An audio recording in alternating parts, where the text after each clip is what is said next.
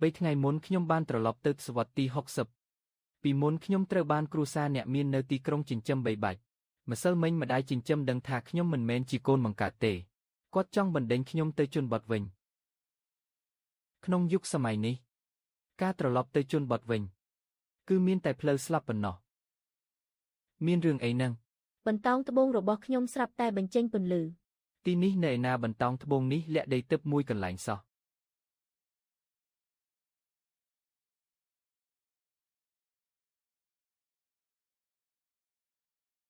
នេះគ្រាប់ការឈូករត់ដែលជ្រុះចុះស្រាប់តែដុះធំភ្លាមនេះប្រៀបដូចជាដីទឹកក្នុងរឿងព្រេងអញ្ចឹងមានលំហដីទឹកនេះហើយគឺមិនខ្វះអាហារទៀតទេខ្ញុំត្រូវតែទៅជន់បត់ឲ្យឪពុកម្ដាយបង្កើតបានរស់នៅស្រួលបន្តោងត្បូងបានคล้ายជាលំហដីទឹកឲ្យតែខ្ញុំចង់គឺអាចចេញចូលបានគ្រប់ពេលតោះរៀបចំអីវ៉ាន់ត្រឡប់ទៅជន់បត់វិញ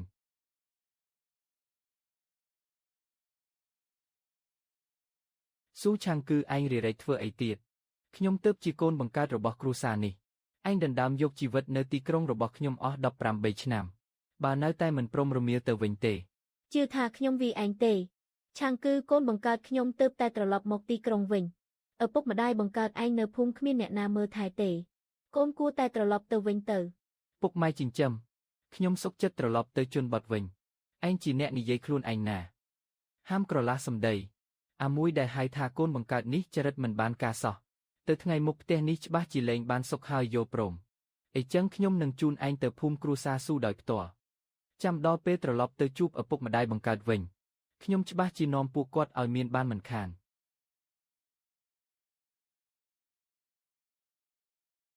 ឈប់សិនខ្ញុំចង់ឆែកមើលសិនក្រែងលោឯងលួចរបស់ក្នុងផ្ទះខ្ញុំទុកប៊ិចនឹងនៅទីនេះនេះជារបស់ដែលទិញឲ្យកូនប្រុសខ្ញុំមិនមែនជារបស់ឯងទេ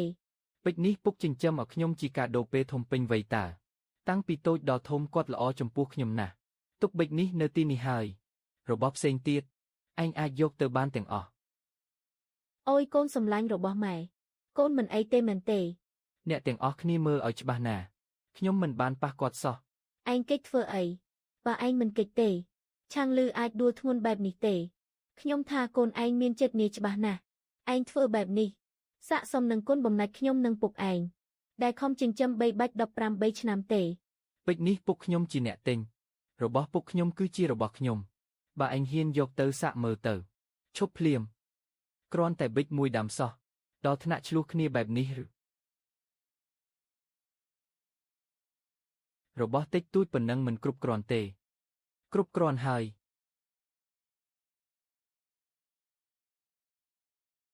ឆាងគឺទោះយ៉ាងណាក៏ពុកជាពុកចិញ្ចឹមរបស់កូនដែរប្រសិនបើពុកម្ដាយបង្កើតរបស់កូនធ្វើមិនល្អដាក់កូនអាចមករកពុកបានគ្រប់ពេលណាកូនបង្កើតរបស់ពុកនោះច្បាស់ជាខូចនៅជនបទអស់ហើយពុកទៅអប់រំគេសិនហើយ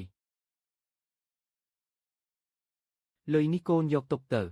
ទោះយ៉ាងណានៅជនបទក៏មិនមានលក្ខខណ្ឌល្អដូចទីក្រុងដែរសួស្ដីប្រធានលីចៅសៀងយ៉ាងគឺជាមិត្តល្អបំផុតរបស់ខ្ញុំមើលទៅគេមករកជូនដំណើរខ្ញុំហើយក្មេងមានរឿងនិយាយគ្នាច្រើនកូនទៅចុះណា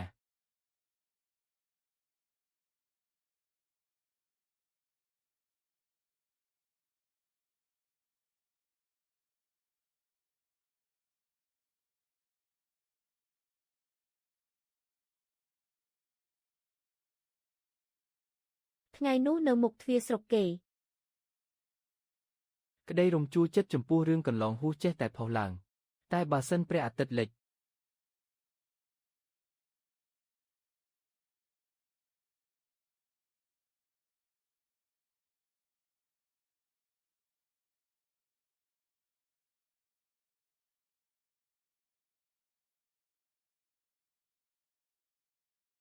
ឆាងគឺឯងពិតជាចង់រស់នៅទីជនបទមែនឬ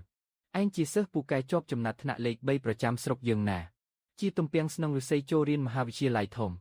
ឯងទៅជន់បត់មានពេលឯណារៀនសូត្រទៀតពេលនេះខ្ញុំមានលុយខ្លះហើយត្រឡប់ទៅជន់បត់វិញមានក្តីសុខជាងនៅទីក្រុងច្រើនមិនអីទេបន្តិចទៀតពេលឡានក្រុងឈប់សិននៅផ្ទះខ្ញុំនៅមានប្អូនស្រីប៉ុន្មានអ្នកទៀត ជួបគ្នាលើកដំបូងខ្ញុំត្រូវទិញអីតិចតួចឲ្យពួកគេបានទេ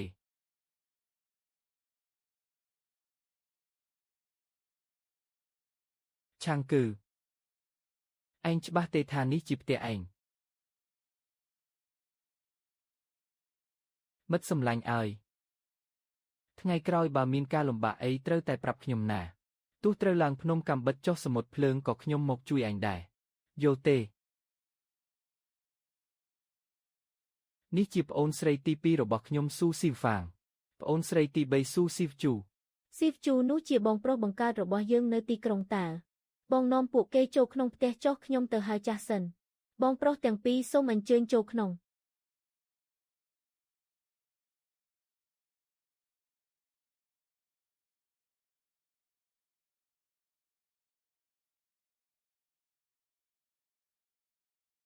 ក្នុងផ្ទះនេះងឹតណាស់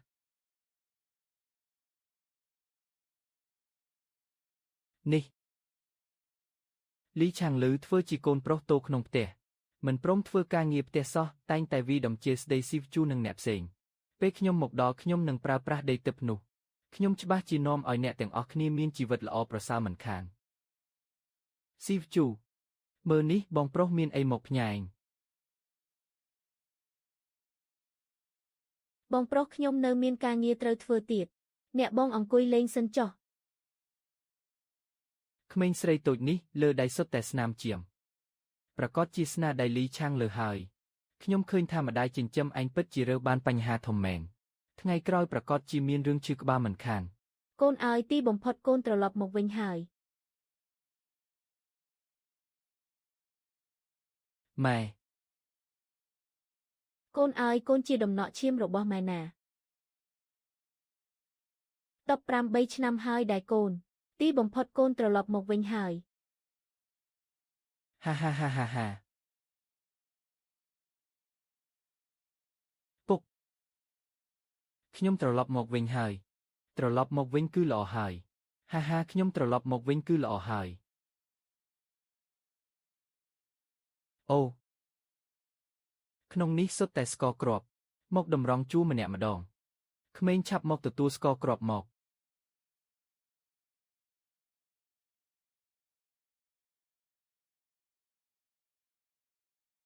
អ្នកមើលគេចុះក្មេងនេះពិតជាល្អមែនចេះគួរសមហើយមិនចិត្តចង្អៀតទៀត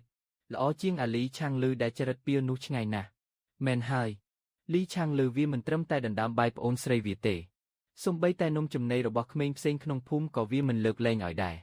អាខ្មោចស្លាប់ដោយសារអត់បាយនោះប្រៀបជាមួយឆាងគឺមិនបានសូម្បីតែបន្តិច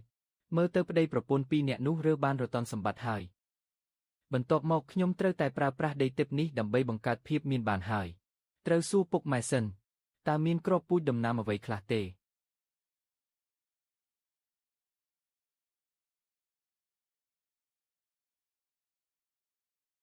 អ៊ំស្រីឈីននេះមានរឿងអីនឹងមានរឿងអីទៀតកូនស្រីផ្ទះប្រធានលីត្រឡប់មកវិញហើយឮថាស៊ូឆាងគឺត្រូវបានលីឆាងលើបណ្ដេញចេញហើយវាក៏ផ្កាប់តោរោគរឿងពេញមួយថ្ងៃតែម្ដងសំមុខហើយចៅសិស្សពូកែដូចឆាងគឺមិនយកទៅយកអាលីឆាងលឺដែលវីបងស្រីហើយមនុស្សឆ្កែស្អប់នោះទៅវិញថ្ងៃល្អរបស់លីសៀកំពុងរងចាំនៅខាងមុខហើយមែននឹងហើយឆាងគឺមើលណែបងស្រីមានអីយកមកផ្ញើលីឆាងលឺមិនបានជាឯងនៅទីនេះហានេះជាក្រាស់ឈើដែលឆាងគឺឲ្យខ្ញុំតើឯងប្រញាប់សងខ្ញុំវិញមកអាអ្នកស្រាយស៊ូឆាងគឺនោះត្រូវប៉ាបញ្ជូនទៅជនបទបាត់តាំងពីយូរហើយរបស់ដែលវាបន្សល់ទុកខ្ញុំចង់ប្រើមិនក៏បានដែរបងឯងមានសិទ្ធិអីមកហាមនេះជាក្រាស់ឈើរបស់ខ្ញុំតាក់ចុះមករបស់របរក្នុងផ្ទះនេះសុទ្ធតែជារបស់ខ្ញុំទាំងអស់បងជាមនុស្សស្រីដែលគង់តែត្រូវរៀបការចេញទៅក្រៅសោះបងមានសិទ្ធិអីអូយឆាងលឺក្រាស់ឈើរបស់មនុស្សស្រីកូនឯងក៏ប្រើមិនកើតដែរប្រញាប់សងទៅបងស្រីវិញទៅបើកូនចង់បានក្រាស់ឈើមែនម៉ែទៅទិញ100ភ្លាម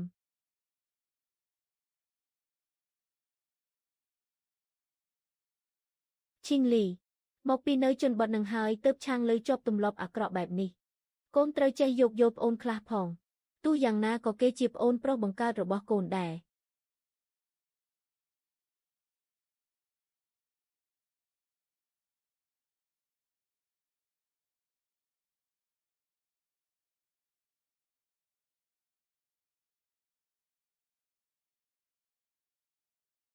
លីឆាងលឺមិនបានបន្ទប់ខ្ញុំខ្លាយជាបែបនេះទៅវិញ នេះជាផ្ទះខ្ញុំចង់ដេកកន្លែងណាដេកកន្លែងនឹងហើយមិនសុខចិត្តឬបងឯងក៏រមៀលត្រឡប់ទៅវិញទៅ ម៉ែអើយឈីងលីគួរតែទុកបន្ទប់កូនឲ្យប្អូនប្រុសកូនដេកទៅទោះយ៉ាងណាកូនក៏មិនសូវបាននៅផ្ទះដែរកូនត្រូវចេះយោគយល់ផងណា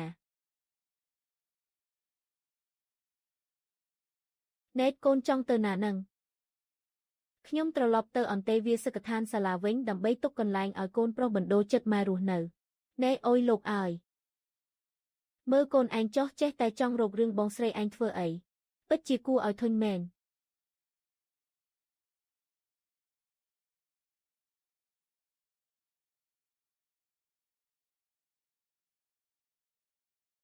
សៀងយ៉ាងរសៀលនេះឯងមានឃើញឆាងគឺទេបងឈីងលីខ្ញុំជាអ្នកជូនឆាងគឺទៅភូមិវិញតើកុំបារម្ភអីសមត្ថភាពរបស់ឆាងគឺទៅដល់ណាក៏អាចរស់បានដែរ អីចឹងខ្ញុំទុកចិត្តហើយខ្ញុំទៅសិនហើយណា Hesley ឆាងលើនេះពិតជាខ្លាំងមែនទើបតែមកដល់ផ្ទះថ្ងៃដំបូងសោះក៏ធ្វើឲ្យបងស្រីបង្កើតខ្លួនឯងខឹងដល់ថ្នាក់រត់ចេញពីផ្ទះបាត់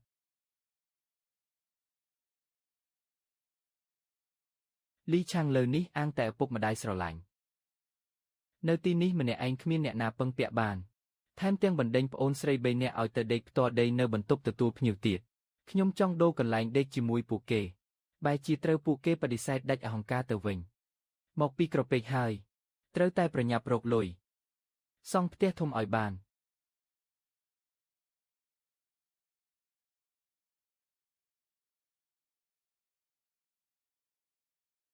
គ្រាប់ពូជនេះខ្ញុំយកមកពីពុកម៉ែ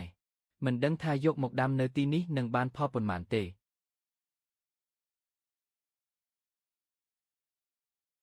អូហូនេះដុះស្រូវចេញមកច្រើនយ៉ាងនេះមើលទៅក្តីស្រមៃចង់ឲ្យពុកម៉ែនិងប្អូនមានជីវិតរស់នៅល្អប្រសើរកាន់តែខិតជិតមកដល់ហើយ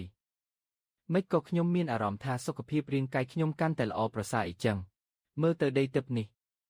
កន្លែងណាក៏មានរឿងគួរឲ្យភ្ញាក់ផ្អើលដែរចិត្តភ្លឺបាត់ទៅហើយមើលទៅដីទឹកនេះលំហូរពេលវេលាពិតជាខុសពីពិភពខាងក្រៅមែនរឿងសំខាន់បំផុតនៅពេលនេះគឺរកវិធីលក់ស្រូវទាំងនេះចេញព្រោះការលក់ក្នុងទ្រង់ទ្រីធំពិតជាមានគ្រោះថ្នាក់ខ្លាំងណាស់ចេញទៅដើរលេងខាងក្រៅប្រហែលជាអាចនឹកឃើញគំនិតល្អ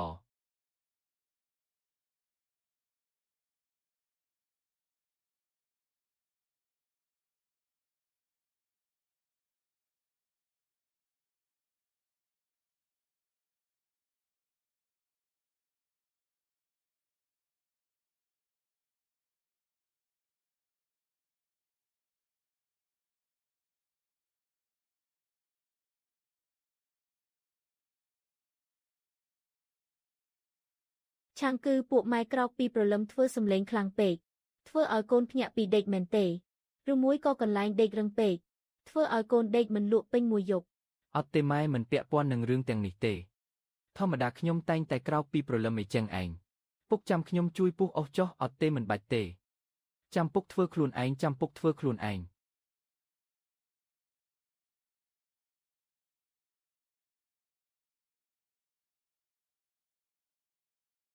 ឆាងគឺពិតជាចេះទ្រាំនឿយហត់មែនល្អជាងអាលីឆាងលឺដែលខ្ជិលច្រអូសនោះឆ្ងាយណាស់នឹកស្មានមិនដល់សោះក្មេងដែលធំធាត់នៅទីក្រុងបែរជាអាចទ្រាំនឿយហត់ជាងក្មេងនៅភូមិទៅទៀតនេះបញ្ជាក់ថាឆាងគឺជាដំណក់ឈាមរបស់ភូមិស៊ូយើងពិតមែនចេះធ្វើការដោយផ្ទាល់ដៃឧស្សាហ៍ព្យាយាមនិយាយទៅឆាងគឺមិនត្រឹមតែពូកែទេមុខមាត់ក៏សង្ហាទៀតមិនដឹងថាមានប្រពន្ធហើយឬនៅទេមើលចុះអាវស្ខោពណ៌បៃតងនេះមើលមួយផ្លែតដឹងតែការស្លៀកពាក់ទាន់សម័យបំផុតនៅទីក្រុងហើយឆាងគឺអ៊ំផ្សំផ្គុំកូនស្រីច្បងអ៊ំឲ្យក្មួយល្អទេចេញទៅវាងស៊ីវជូឯងយល់សប្ដិល្អណាស់កូនស្រីច្បងឯងគ្រាន់តែជាមនុស្សល្ងងមិនចេះអក្សរសាស្ត្រមានសិទ្ធអីមកចង់ផ្សំផ្គុំឲ្យកូនសិស្សវិទ្យាល័យផ្ទះយើងហ៎ពិតជាគួរឲ្យធុញមែនហាម៉ែខ្ញុំកាច់ម្លេះ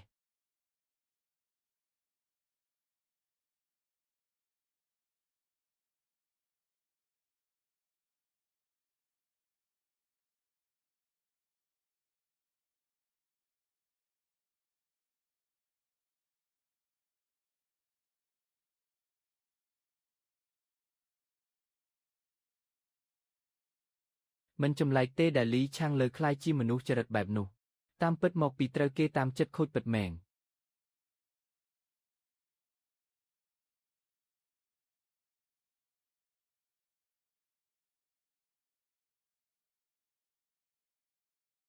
ឆាងគឺនេះជាសុទ្ធដែលម៉ែខំស្ងោរទុកឲ្យកូនពួកវា3នាក់ហូបតែបបពោតនិងដំឡូងស្ងួតគឺគ្រប់គ្រាន់ហើយមិនបាច់ខ្វល់ពីពួកវាទេមែនហើយបងហូបទៅម៉ែពីមុនខ្ញុំឧស្សាហ៍ហូបសុទ្ធណាស់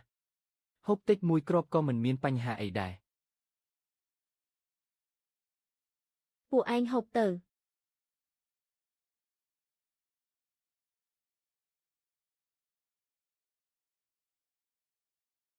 ខ្ញុំមិនអាចនិយាយថាខ្ញុំមិនចូលចិត្តហូបសុទ្ធទេបើមិនអីចឹងទេថ្ងៃក្រោយពុកម៉ែច្បាស់ជាលែងស្ងោរសុទ្ធទៀតហើយខ្ញុំក៏គ្មានវិធីបែងចែកសុទ្ធឲ្យប្អូនដែរប្អូនរាល់ថ្ងៃធ្វើការនឿយហត់ណាស់ខ្វះជីវជាតិទៀតបែបនេះមិនបានទេការចិញ្ចឹមក្មេងត្រូវចាប់ផ្ដើមពីសុទ្ធទៅ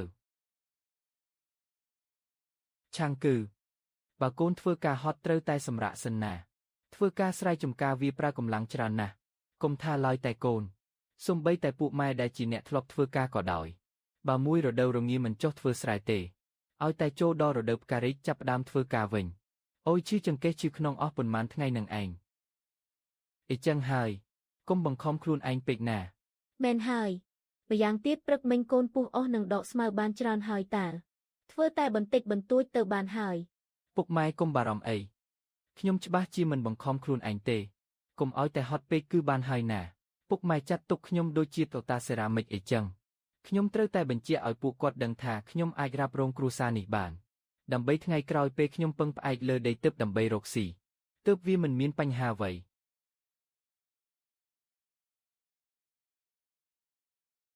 ណែឆាងគឺជាអ្នកចេះដឹងក៏មកចុះធ្វើស្រែដែរឯងទីមើលគេអាចធ្វើបានយូរប៉ុណ្ណាខ្ញុំទីថាប្រហែល2ម៉ោងគេច្បាស់ជាទ្រាំលេងបានហើយកុំចេះតែនិយាយព្រឹកមិញខ្ញុំនៅឃើញឆាងគឺពុះអស់នៅទីនេះតើទាំងលឿនទាំងល្អទៀតមែនឬអីចឹងខ្ញុំទីថាត្រឹមតែ1ម៉ោងទេមិនក៏កាន់តែថយចុះអីចឹងល្អនិយាយត្រូវ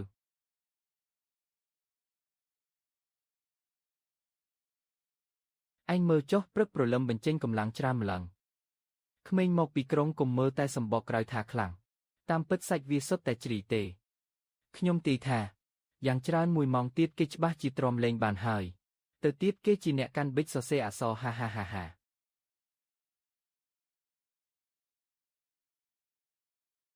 បើជាប៉ុន្មានថ្ងៃមុនខ្ញុំប្រហែលជាទ្រាំមិនបានមែនប៉ុន្តែខ្ញុំបានដាស់ខ្យល់ដីទិព្វហើយគ្រាន់តែនៅក្នុងនោះក៏អាចបង្កើនកម្លាំងកាយបានដែរឥឡូវនេះខ្ញុំខ្លាំងគួរឲ្យខ្លាចតែម្ដង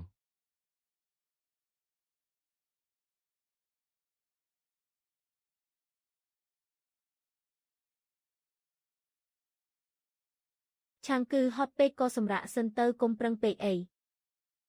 ខ្ញុំពិតជាមិនហត់មែនមើលទៅការដែលដីទិព្វជួយបង្កើនកម្លាំងកាយវាមិនមែនជាការយល់ច្រឡំទេម៉ែខ្ញុំមិនអីទេពិតមែនស្មៅទាំងនេះច្រើនណាស់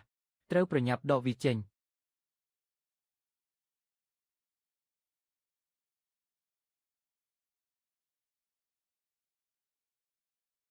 ណែអូយ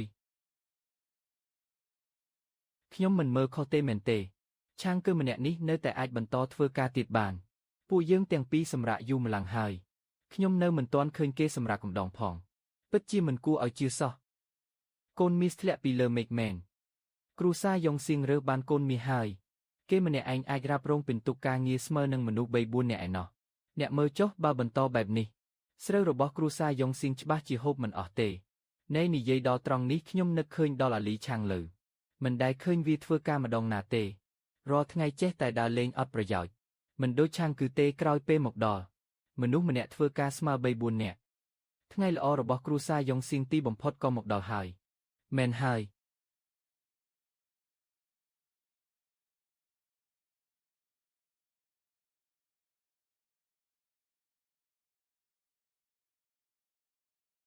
មកឆាងគឺកូនដកស្មៅមួយព្រឹកនេះហត់ហើយហូបឲ្យច្រើនមកនៅនឹងតបាយចង់ឲ្យបាយទៅប្អូនក៏មិនកើតពុកម៉ែច្បាស់ជារារាំងមិនខានបើអីចឹងខ្ញុំមានតែដើរផ្លូវមួយទៀតហើយ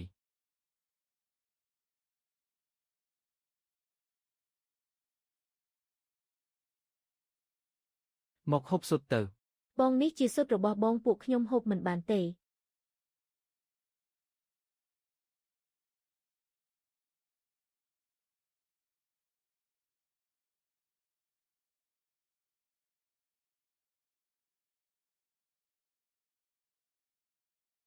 មើលអី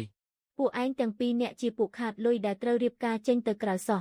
ក៏ហ៊ានប៉ងចង់ហូបសុទ្ធខ្ញុំដែរ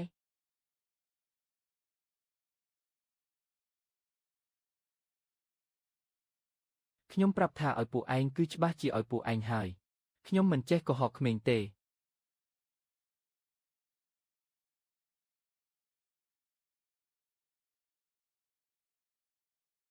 បងប្រុសម្នាក់នេះហាក់ដូចជាមិនដូចមុនមែនពួកយើងចូលចិត្តបងប្រុសម្នាក់នេះណាស់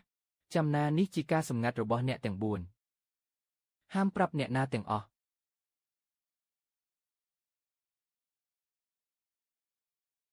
ទៅណានេះមិនមែនជាលេខាធិការកងពលធំលោកតាលេខ5ស៊ូសានគូទេគាត់មកធ្វើអីអ្នកឯងយកឆាងគឺទៅចុះធ្វើស្រែមួយព្រឹកនេះឬ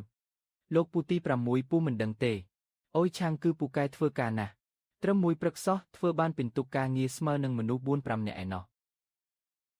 ពួកឯងនេះល្ងងណាស់ឆាងគឺជាសិស្សវិទ្យាល័យជាអ្នកចេះដឹងពួកឯងមិនក៏ឲ្យគេចុះធ្វើស្រែអីចឹងឆាងគឺខ្ញុំមកអញ្ជើញឯងទៅធ្វើជាគ្រូបង្រៀននៅសាលាធំសិក្សាកងពលធំភូមិស៊ូរបស់យើងហើយបានទាំងពិន្ទុការងារនឹងក្របខ័ណ្ឌទៀត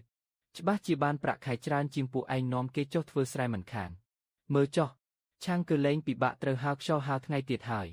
លែងពិបាកធ្វើការទៀតហើយអូយល្អណាស់ហាហាហា ការងារធ្វើគ្រូបង្រៀនមានកិត្តិយសបែបនេះគ្រូសាយើងចេញទៅក្រៅក៏មានមុខមានមាត់ដែរបងប្រុសបានធ្វើគ្រូហើយបងប្រុសបានធ្វើគ្រូហើយ ធ្វើគ្រូបង្រៀនខ្ញុំមិនដែលគិតដល់សោះប៉ុន្តែធ្វើគ្រូបង្រៀនក៏មិនអាក្រក់ដែរមិនត្រឹមតែអាចបង្រៀនក្មេងថែមទាំងអាចរកពិន្ទុការងារមកកែប្រែជីវភាពគ្រួសារបានទៀតហើយថែមទាំងមានពេលទំនេរច្រើនកាន់តែងាយស្រួលឲ្យខ្ញុំប្រើប្រាស់ដីទឹកឆាងគឺក្មួយគិតយ៉ាងម៉េចដែរបាទ ឆាងគឺថ្ងៃក្រោយពេលបានធ្វើគ្រូហើយអ្នកចូលស្ដីដណ្ដឹងច្បាស់ជាជន់រនាបផ្ទះឯងបាក់មិនខានថ្ងៃក្រោយអង្គុយតែក្នុងការិយាល័យទេមិនបាច់ហៅខ្យល់ហៅថ្ងៃទៀតទេពិតជាល្អមែនមានចំណេះដឹងគឺល្អបែបនេះឯងឆាងគឺថ្ងៃក្រោយត្រូវខំប្រឹងបង្រៀនក្មេងយើងឲ្យរៀនសូត្រណាពូកែមែនបានធ្វើគ្រូហើយមែនហើយ លោកលេខាអញ្ជើញមកដល់ហើយនេះគឺជានាយកវាងនេះគឺជាកូនប្រុសរបស់ផ្ទះស៊ូយ៉ុងសៀងដែលទើបតែត្រឡប់ពីទីក្រុងវិញស៊ូឆាងគឺគេរៀនវិទ្យាល័យនៅទីក្រុងពិន្ទុអាចចូលដល់ថ្នាក់លំដាប់កំពូលទាំង3ក្នុងស្រុកដូច្នេះខ្ញុំពិសេសអញ្ជើញគេមកធ្វើជាគ្រូបង្រៀននៅសាលាធំសិក្សាភូមិស៊ូយើងឆាងគឺនេះគឺជានាយកហួងផឹងហ្វៃហើយក៏ជាគ្រូបង្រៀនតែម្នាក់គត់នៅសាលាភូមិយើងពេលនេះដែរទោះបីជាដឹងថាលក្ខខណ្ឌនៅជនបទលំបាកក៏ដោយប៉ុន្តែក៏នឹកស្មានមិនដល់ថាសាលាភូមិទាំងមូលមានគ្រូបង្រៀនតែម្នាក់គត់ថែមទាំងជានាយកសាលាទៀតក្មេងច្រើនយ៉ាងនេះម្នាក់ឯងមិននឹងមើលការខុសត្រូវទាន់សាច់សក្ជ័យបែបនេះអាចសាំនឹងជីវិតនៅទីនេះបានទេប៉ុន្តែខ្ញុំពិតជាខ្វះមនុស្សមែនឆាងគឺសូមស្វាគមន៍ដែលបានចូលរួមសាលាធំសិក្សាកំពូលធំភូមិស៊ូនៅទីនេះមានលក្ខខណ្ឌលំបាកណាស់ប្អូនត្រូវតែត្រៀមចិត្តទុកជាមុនណានេះខ្លាចខ្ញុំទ្រាំនឹងការលំបាកមិនបានឬនាយកហួងលោកកុំបារម្ភអីឬគោលរបស់ខ្ញុំគឺនៅទីនេះហើយការងារនេះខ្ញុំប្រកាសជាអាចទទួលរ៉ាប់រងបានដីទឹកអាចជួយពង្រឹងកម្លាំងកាយបានបូករួមទាំងផលដែលផលិតបានទៀតថ្ងៃអនាគតខ្ញុំប្រកាសជាអាចបណ្ដុះបណ្ដាលសិស្សដែលមានចំណេះដឹងមានសមត្ថភាពបានមិនខានដល់ពេលពួកគេមានឈ្មោះបោះសម្លេងជីវិតអ្នកភូមិស៊ូយើងនឹងកាន់តែល្អប្រសើរឡើងបានហើយអ្នកទាំងពីរនិយាយគ្នាទៅខ្ញុំនៅមានការងារត្រូវធ្វើខ្ញុំទៅសិនហើយបាទលោកលេខាសានគួរអញ្ជើញដំណើរឲ្យស្រួលឆាងគឺដល់ម៉ោងចូលរៀនហើយខ្ញុំនាំប្អូនទៅស្គាល់សិស្សានុសិស្ស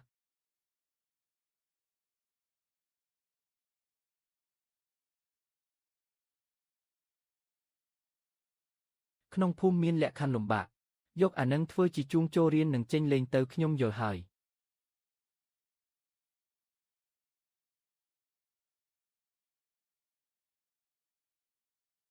មនុស្សច្រើនយ៉ាងនេះអាយុក៏មិនស្មើគ្នាទៀតសាលាមាននាយកហួងជាគ្រូបង្រៀនតែម្នាក់ មើលទៅសិស្សទាំងអស់មិនបែងចែកថ្នាក់ទេប្រមូលផ្ដុំគ្នាក្នុងបន្ទប់តែមួយហើយប្អូនសិស្សានុសិស្សថ្ងៃនេះសាលាបធំសិក្សាភូមិស៊ូយើងមានស្វាគមន៍គ្រូបង្រៀនថ្មីម្នាក់លោកគ្រូមានឈ្មោះថាស៊ូឆាងគឺសូមស្វាគមន៍លោកគ្រូស៊ូ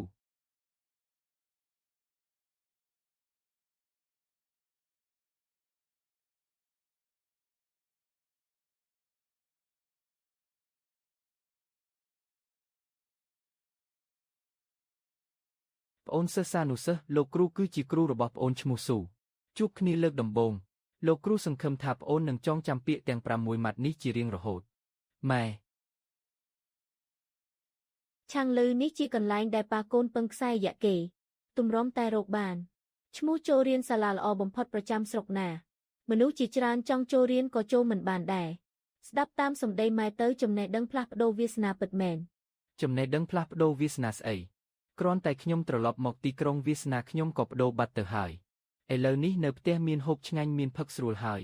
ចាំបាច់ទៅរៀនសាលាស្អីទៀតកូនឯងនេះជន់កែងហើយនឹងថ្ងៃនេះបើឯងមិនទៅក៏ត្រូវតែទៅដែរណែតកុំវីកូនកុំវីកូនកុំវីកូនអីណាពេលនេះឋានៈខ្ញុំមិនទាន់ខ្ពស់គ្រប់គ្រាន់ទេស្រូវទាំងនេះក៏មានប្រភពមិនច្បាស់លាស់ដែរកុំថាឡើយចង់កសាងភាពមានបានខ្លាចតែថ្ងៃទី2គេចាប់ខ្ញុំដាក់គុកបាត់ទៅហើយទឹកដីទឹកនេះមើលទៅក៏មិនសាមញ្ញដែរអាចយកត្រឡប់ទៅឲ្យអ្នកផ្ទះផឹកសិនបានសំណាងហើយខ្ញុំបានប្រើឃ្លោកទឹកដែលទិញនៅសហករណ៍សម្រាប់ដាក់ទឹករួចរាល់ហើយ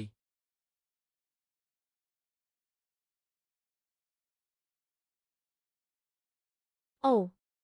បងប្រុសពេលនេះប្អូនព្រមចិត្តស្និទ្ធជាមួយខ្ញុំហើយមិនដូចកាលពីដំបូងដែលនៅប្លែកមុខហើយភ័យខ្លាចនោះទេនេះគឺជាការចាប់ផ្ដើមដ៏ល្អមួយបងប្រុសនៅសាលាហត់ណាស់មែនទេពួកនាងបោកខោអាវនឿយហត់យ៉ាងនេះសោះបែរជានៅមកខ្វល់ខ្វាយពីខ្ញុំទៀតបងមិនហត់ទេមានតែពួកឯងទេដែលបោកខោអាវនឿយហត់នោះមកបងមានទឹកនៅទីនេះផឹកបន្តិចទៅនេះគឺជាទឹកដែលខ្ញុំយកចេញមកពីដីទឹកយ៉ាងហោចណាស់ក៏លែងខ្វះជីវជាតិទៀតហើយបងប្រុសទឹកក្នុងឃ្លោកបងផ្អែមឆ្ងាញ់ណាស់មែនហើយបងប្រុសខ្ញុំមិនដែលផឹកទឹកឆ្ងាញ់បែបនេះពីមុនមកទេប្រហែលមកពីដាក់ក្នុងឃ្លោកទើបឆ្ងាញ់ហើយមើលទៅដីទឹកបន្តោងត្បូងគឺជាការសម្ងាត់ធំបំផុតរបស់ខ្ញុំដាច់ខាតមិនអាចនិយាយចេញទៅបានទេ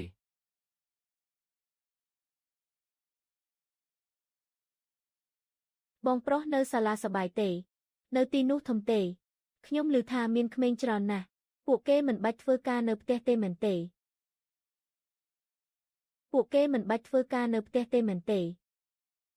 ចង់ដឹងម្ល៉េះផងបើអីចឹងចាំបងនាំពួកឯងទៅរៀនដែរទៅរៀនប៉ុន្តែផ្ទះយើងគ្មានលុយឲ្យពួកយើងរៀនទេម្យ៉ាងទៀតពួកយើងក៏មិនចង់ទៅរៀនដែរ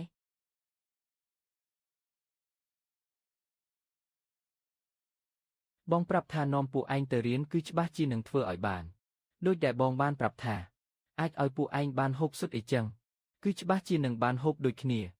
ប៉ុន្តែផ្ទះយើងគ្មានលុយឲ្យពួកយើងរៀនសូត្រទេកាន់តែទៅទៀតពួកយើងគឺខ្ជះខ្ជាយស្បៀងអាហារណាស់មិនយូរមិនឆាប់ក៏ត្រូវជាក្មេងស្រីដែលរៀបការចេញទៅក្រៅដែរអ្នកណានិយាយនឹងឲ្យតែពួកឯងនៅតែជាប្អូនស្រីខ្ញុំមួយថ្ងៃគឺមួយជីវិតនេះជាប្អូនស្រីខ្ញុំថ្ងៃក្រោយបើមានអ្នកណានិយាយពាក្យបែបនេះដាក់ពួកឯងទៀតត្រូវប្រាប់បងប្រុសបងនឹងវាយគេមិនខាន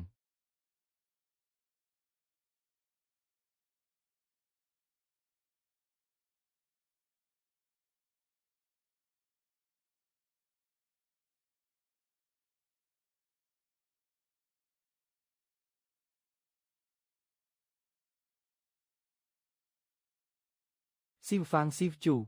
បងចង់រំខានពួកឯងជួយរកគ្រាប់ពូជដំណាំខ្លះមកឲ្យបងគ្រាប់ពូជស្រូវពីមុននោះឲ្យផលធំហើយច្រើនពេកមិនអាចយកចេញមកលក់យកលុយបានទេម្យ៉ាងដីទឹកក៏នៅសល់កន្លែងច្រើនដែរសាកមើលគ្រាប់ពូជផ្សេងទៀតមើលយ៉ាងម៉េចដែរបងប្រុសយកគ្រាប់ពូជទៅធ្វើអីបងចង់ទៅចាប់សត្វចាប់មែនទេបងប្រុសពីមុនណាតែងតែយកគ្រាប់ពូជទៅធ្វើអន្ទាក់ចាប់ប៉ុន្តែតែងតែចាប់មិនដែលបានសោះនឹកស្មានមិនដល់សោះថ្ងៃមួយខ្ញុំក៏មានពាក់ព័ន្ធនឹងលីឆាងលើ ព្រោះតែរឿងនេះដែរ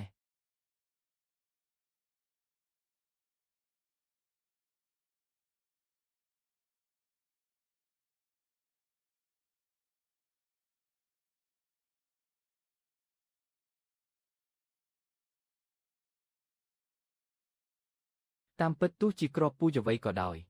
ឲ្យតែដាំក្នុងដីទិព្វគឺអាចចេញផ្កាលឿនណាស់ជាលទ្ធផលបែបនេះខ្ញុំស្មើនឹងមានជង្រុកស្រូវដែលគ្មានទីបញ្ចប់មួយអីចឹងទោះជាយកចេញទៅលក់យកលុយឬក៏ទុកហូបខ្លួនឯងក្នុងសម័យទុភិក្តីខ្ញុំក៏អាចរស់នៅបានយ៉ាងរឹងមាំក្នុងយុគសម័យនេះដែរឆាងគឺដល់ម៉ោងហូបបាយហើយ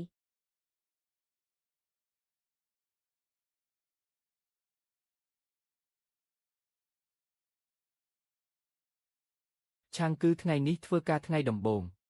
ការងារនៅសាលាហត់ទេសាំនឹងការងារទេពុកខ្ញុំមិនហត់ទេខ្ញុំចូលចិត្តណាស់នៃពុកម៉ែរបស់ទាំងនេះច្រើនណាស់ខ្ញុំហូបម្នាក់ឯងមិនអស់ទេពួកយើងចែកគ្នាហូបទៅកូននេះមិនក៏មិនស្ដាប់បង្គាប់អីចឹងរបស់ដែលឲ្យឯងគឺជារបស់ឯងហើយឆាប់ហូបទៅមិនបាច់ខ្វល់ពីពួកយើងទេឆាងគឺធ្វើជាគ្រូបង្រៀនប្រើខួរក្បាលច្រើនកូនត្រូវតែហូបឲ្យច្រើនបន្តិចដើម្បីពើកម្លាំងម្យ៉ាងទៀតកំឡោះស្រកកូននៅក្នុងភូមិយើងមួយពេលអាចហូបមី3ចានឯណោះកូនហូបប៉ុណ្ណឹងមិនចាត់ទុកថាច្រើនទេសម័យនេះអ្នកភូមិគ្មានលុយទិញសាច់ទេសូម្បីតែខ្លាញ់ក៏កម្របានហូបដែរដូច្នេះកម្លាំងពលកម្មខ្លាំងក្លាហូបអាហារច្រើនគឺជារឿងធម្មតាតែខ្ញុំឧស្សាហ៍ទៅដីទឹកឧស្សាហ៍ផឹកទឹកទឹកសុខភាពក៏រឹងមាំជាងមុនច្រើនមិនត្រូវការរបស់ទាំងនេះទេពុកម៉ែកំឡោះគេផ្សេងគេធ្វើការច្រើនទើបហូបច្រើនរាល់ថ្ងៃខ្ញុំនៅតែក្នុងថ្នាក់រៀនទេយ៉ាងច្រើនគ្រាន់តែសរសេរអក្សរលើក្តារខៀនប៉ុណ្ណោះមិនសូវអស់កម្លាំងអីទេខ្ញុំដឹងថាខ្ញុំទើបតែត្រឡប់មកផ្ទះវិញអ្នកគ្រប់គ្នាយកខ្ញុំប៉ុន្តែខ្ញុំជាមនុស្សពេញវ័យទៅហើយថ្ងៃដែលចុះដកស្មៅនោះពុកម៉ែក៏បានឃើញស្រាប់ហើយខ្ញុំថាអាចធ្វើបានគឺច្បាស់ជាធ្វើបានខ្ញុំក៏មិនបានបង្ខំខ្លួនឯងដែរប៉ុន្តែពេលនេះខ្ញុំពិតជាមិនឃ្លានមែនពុកម៉ែឲ្យខ្ញុំហូបច្រើនយ៉ាងនេះចុះបើខ្ញុំក្អួតចេញមកវិញគិតយ៉ាងម៉េចបើខ្ញុំក្អួតចេញមកវិញគិតយ៉ាងម៉េចទៅមិនអាចខ្ជះខ្ជាយអាហារទេឆាងគឺកូនពិតជាមិនឃ្លានមែនឬពុករាងកាយខ្ញុំមិនដឹងខ្លួនឯងទេមក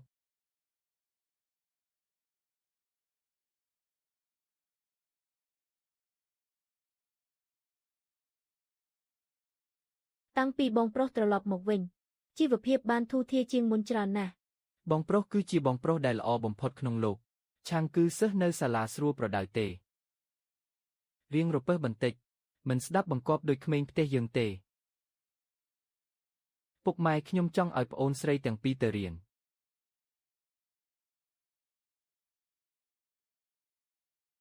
ប្អូនស្រីទាំងពីរចង់ទៅរៀនប៉ុន្តែលក្ខខណ្ឌគ្រួសារយើងមិនអាចផ្គត់ផ្គង់ពួកនាងបានទេតែបងប្រុសត្រឡប់មកវិញហើយគ្រប់យ៉ាងគឺមិនដូចមុនទេប្រហែលជាបងប្រុសពិតជាអាចធ្វើបានដូចមាត់និយាយមែនរៀនមិនបានទេគឺម៉ែនឹងពុកឯងនឹងស៊ីវម៉ៃពួកយើងសុទ្ធតែត្រូវរកពិន្ទុការងារផ្ទះក៏មានច្រើន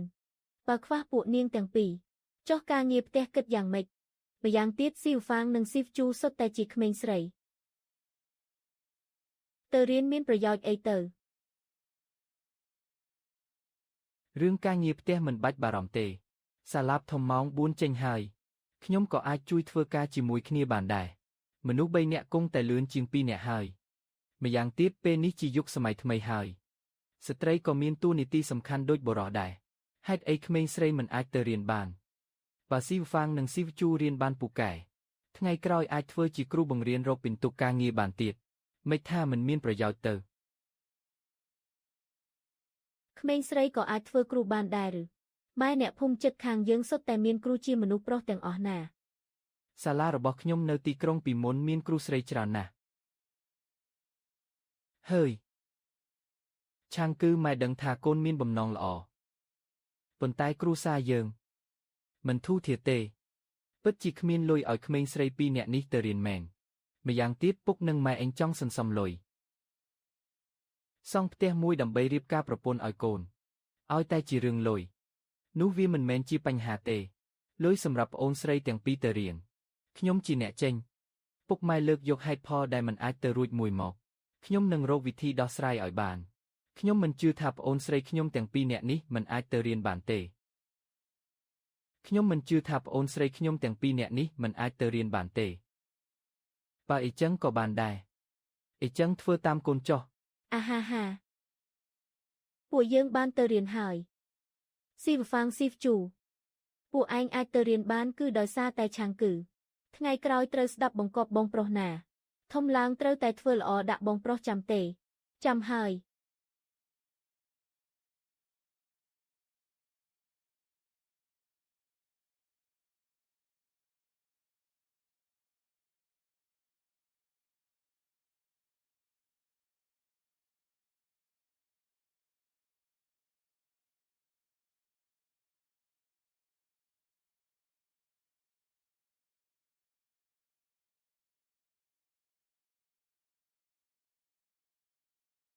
បើមិនប្រើទឹកទិព្វទេត្រូវការពេលជាង10វិនាទីតែបើប្រើទឹកទិព្វត្រូវការពេលត្រឹមតែ5វិនាទីប៉ុណ្ណោះហើយគូស្រូវសាលីដែលប្រើទឹកទិព្វក៏ធំជាងដែរពេញណែនល្អជាងខ្ញុំយល់ហើយការលូតលាស់ក្នុងដីទិព្វនេះគឺពឹងផ្អែកលើដីប៉ុន្តែវានឹងស្រូបយកជីជាតិរបស់ដីតែបើប្រើទឹកទិព្វវិញវានឹងមិនស្រូបយកជីជាតិដីទេមើលទៅទឹកទិព្វនេះក៏ជាធនធានដ៏សំខាន់នៅក្នុងដីទិព្វនេះដែរនៅមានអ្វីទៀត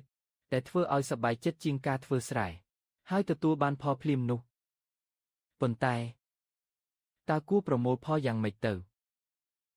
ដំណាំនៅទីនេះសុទ្ធតែដើមធំខ្ពស់បើឲ្យខ្ញុំប្រមូលផលម្ដងមួយខ្ញុំមិនហត់ស្លាប់ទេអូយដាំដុះគឺងាយស្រួលតែការប្រមូលផលការបោះសម្បកនិងការទុកដាក់សុទ្ធតែជាបញ្ហា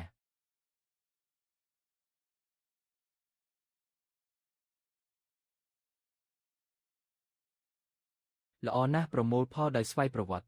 ថែមទាំងអាចបកសម្បកคล้ายជាគ្រាប់ស្រូវភ្លាមទៀតបែបនេះគឺងាយស្រួលជាងមុនច្រើនពេលនេះនៅសល់បញ្ហាតែមួយគត់ធ្វើយ៉ាងម៉េចទើបអាចលក់ស្រូវទាំងនេះយកលុយបានហើយរឿងនេះខ្ញុំត្រូវតែគិតឲ្យបានច្បាស់លាស់សិនបើត្រូវគេដឹងច្បាស់ជាមានបញ្ហាមិនខាន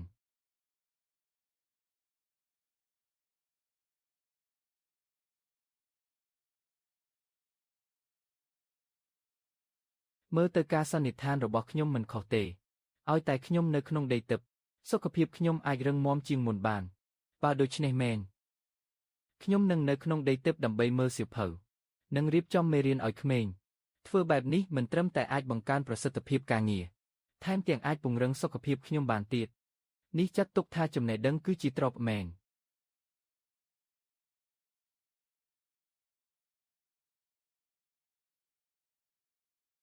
អរុនសួស្ដីបងប្រុសពួកឯងទាំងពីរក្រោកពីព្រលឹមម្លេះតែក៏សំហេតុផលដែរយ៉ាងណាមិញថ្ងៃនេះជាថ្ងៃចូលរៀនដំបូងរបស់ពួកឯងយ៉ាងណាមិញថ្ងៃនេះជាថ្ងៃចូលរៀនដំបូងរបស់ពួកឯងបងទីបំផុតបងភ្ញាក់ហើយ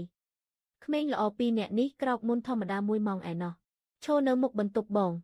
ងាកមើលទៅក្នុងបន្ទប់បងម្ដងហើយម្ដងទៀតនាងប្រញាប់ខ្លាំងណាស់ខ្ញុំស្មានតែបើបងនៅតែមិនងើបពួកនាងច្បាស់ជាស្រែកហៅបងឲ្យងើបមិនខានមែនហើយតាំងពីព្រលឹមមានសំឡេងក្ដុងក្ដាំងពេញនឹងអ្នកដែលដឹងគឺដឹងថាក្មេងស្រីពីរនាក់ទៅរៀនអ្នកមិនដឹងស្មានតែមានកណ្ដោរត់ពេញផ្ទះហើយក្មេងងងរៀនសូត្រក៏ត្រូវហូបបាយដែរម្យ៉ាងទៀតសាលាម៉ោង7កន្លះទើបចូលរៀនឥឡូវនេះពួកឯងទៅទ្វារសាលាក៏មិនទាន់បើកផងចាំពួកយើងហូបបាយរួចសឹមទៅល្មម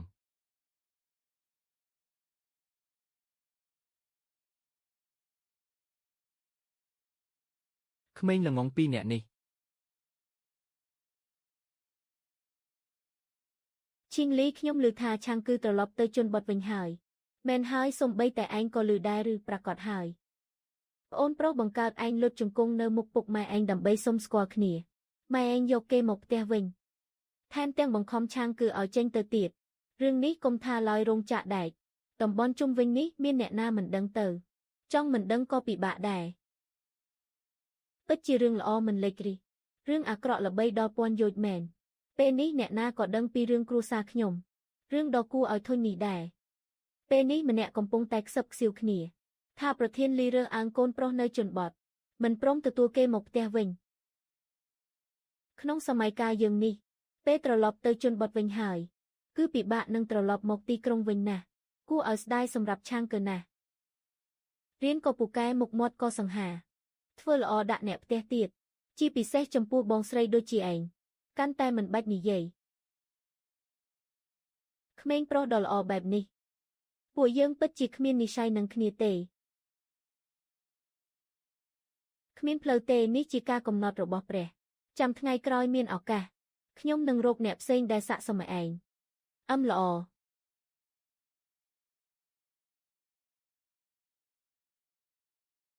លីឆាងលឺលីឆាងលឺ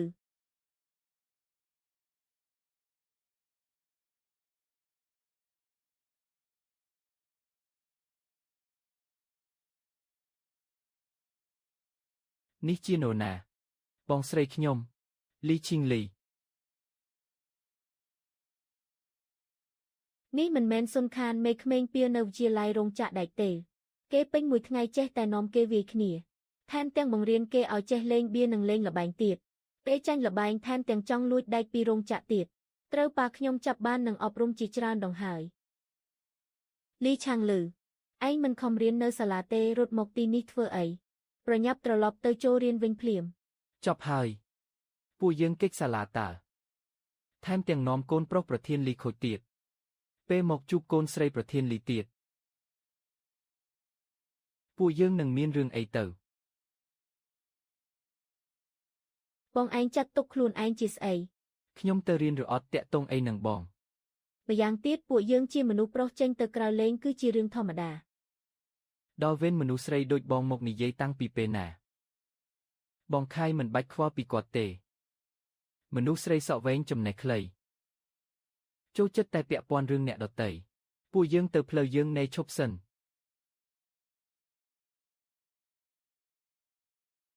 ខ្ញុំជាកូនប្រុសបង្កើតរបស់ប្រធានផ្នែកសន្តិសុខណា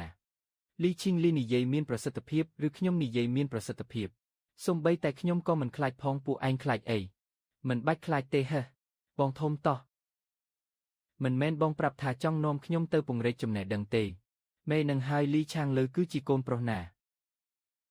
សម្ដីរបស់គេមិនមានឥទ្ធិពលជាងក្មេងស្រីលីឈីងលីទេពួកយើងខ្លាចអី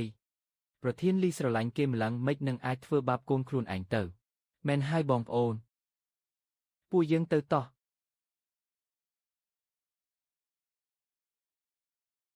ខ្ញុំពិតជាមានបំណងល្អចំពោះលីឆាងលើមែន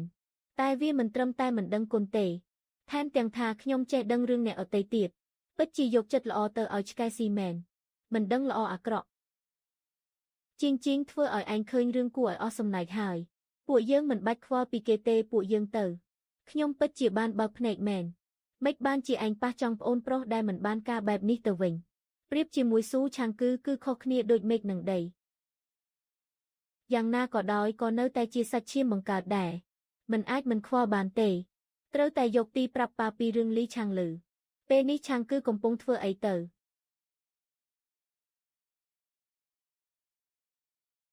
មកបងប្រុសសៀវភៅអក្សរសាស្ត្រមើលទៅល្អបំផុតខាងក្នុងមានរូបភាពគួរឲ្យចាប់អារម្មណ៍ច្រើនណាស់មែនឬខ្ញុំអាចរាប់ពី1ដល់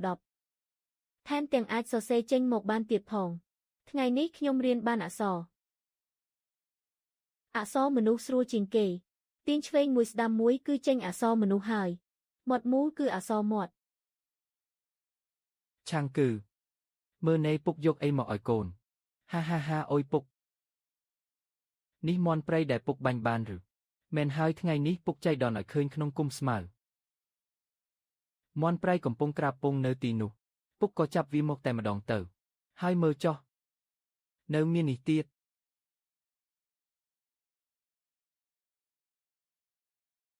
ប្រហែលជាដោយសារនៅក្នុងដីទឹកយូរពេកថែមទាំងបានផឹកទឹកទិព្វទៀតខ្ញុំអាចមានអារម្មណ៍ដឹងតិចថាពងមាន់ព្រៃទាំងនេះមានសញ្ញានៃជីវិតបញ្ញានោះមិនមានន័យថាមានពងមាន់ព្រៃហូបមិនចេះអស់ទេពុកពងមាន់ព្រៃ3គ្រាប់នេះអាចឲ្យខ្ញុំបានទេ អូយគ្មានបញ្ហាទេហាហាហាអរគុណពុកហាហាហាពួកឯងទាំងពីរបានទៅរៀនហើយថ្ងៃនេះតោះទៅហូបបាយតោះហាហាហា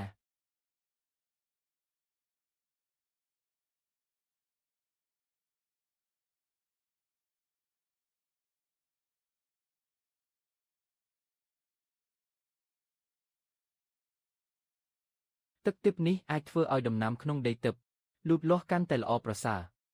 គ្រាន់តែមិនដឹងថាអាចភ្ញាស់ពងមាន់ព្រៃនេះបានឬអត់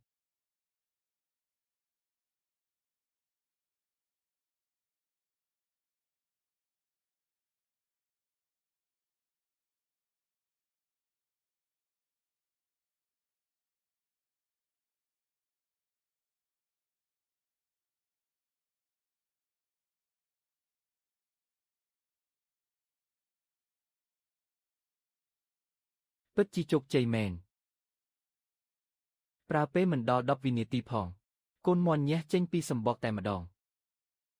ទឹកទិព្វនេះពិតជាអស្ចារ្យពេកហើយ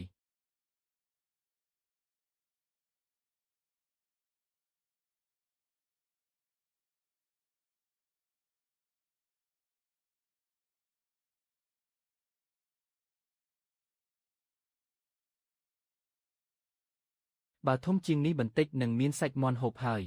ហាហាបងហូបបាយ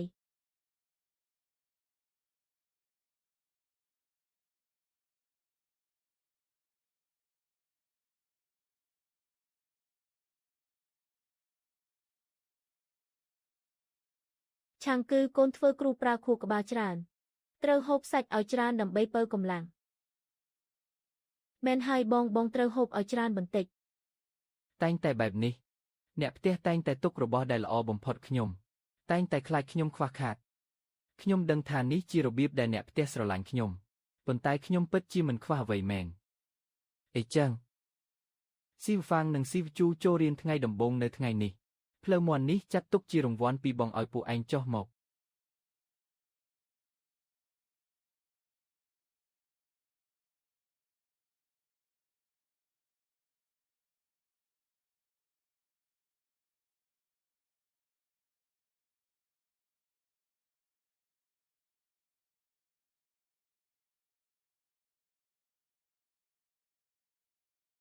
ហើយពុកម៉ែនឹងប្អូនស្រីទី1មានគំនិតតម្លៃមនុស្សប្រុសជាងមនុស្សស្រីចាក់ឬយ៉ាងជ្រៅទៅហើយខ្ញុំមិនអាចផ្លាស់ប្ដូរបានក្នុងពេលដ៏ខ្លីនេះទេមិនអីទេប្រើល្បិចនោះទៀតទៅចុះពុកម៉ែស៊ីវម៉ៃពីមុនពេលខ្ញុំនៅទីក្រុងខ្ញុំឧស្សាហ៍ហូបផ្លូវមាន់ណាស់ខ្ញុំហូបរហូតដល់ទ្រាំទៅហើយទើបខ្ញុំមិនចង់ហូបផ្លូវមាន់នេះឲ្យប្អូនហូបទៅចាត់ទុកថាពួកនាងជួយរំលែកពីខ្ញុំចុះអីចឹងកូនហូបស្លាប់មាន់ទៅក្តីស្រឡាញ់របស់គ្រួសារមិនអាចបដិសេធរហូតបានទេធ្វើបែបនេះអាចធ្វើឲ្យអ្នកផ្ទះខូចចិត្ត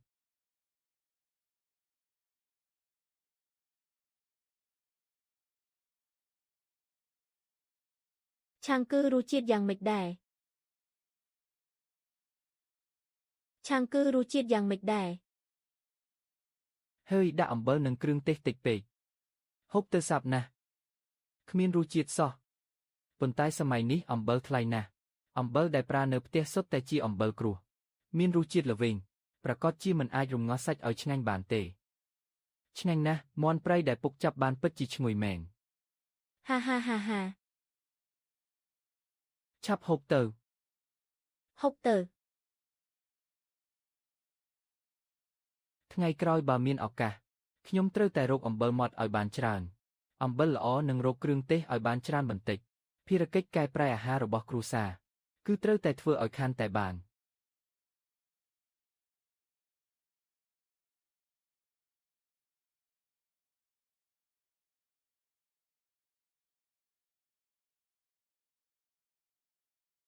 ខ្ញុំទើបតែអវត្តមានកន្លះថ្ងៃសោះ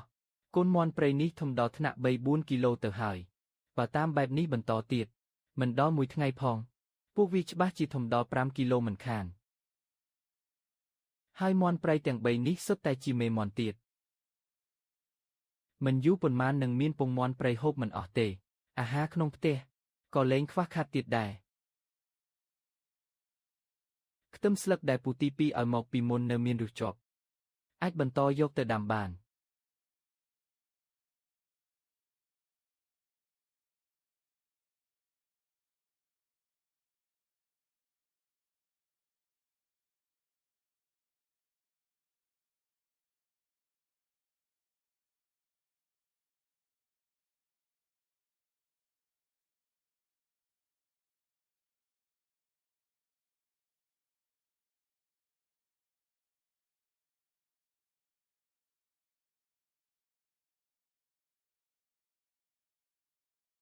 អូហូខ្ទឹមស្លឹកដែលដុះចេញពីដីទឹកនេះ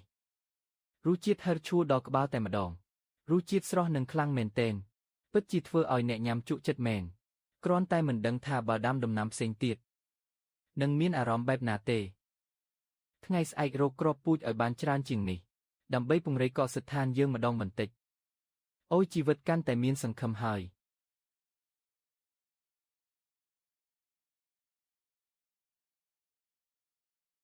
ខ្ញុំមកទីក្រុងដើម្បីរស់នៅឲ្យបានស្រួលដើម្បីមកសោយសុខមិនមែនមកឲ្យគេឃុំខ្លួនក្នុងសាលាដូចគុកទេ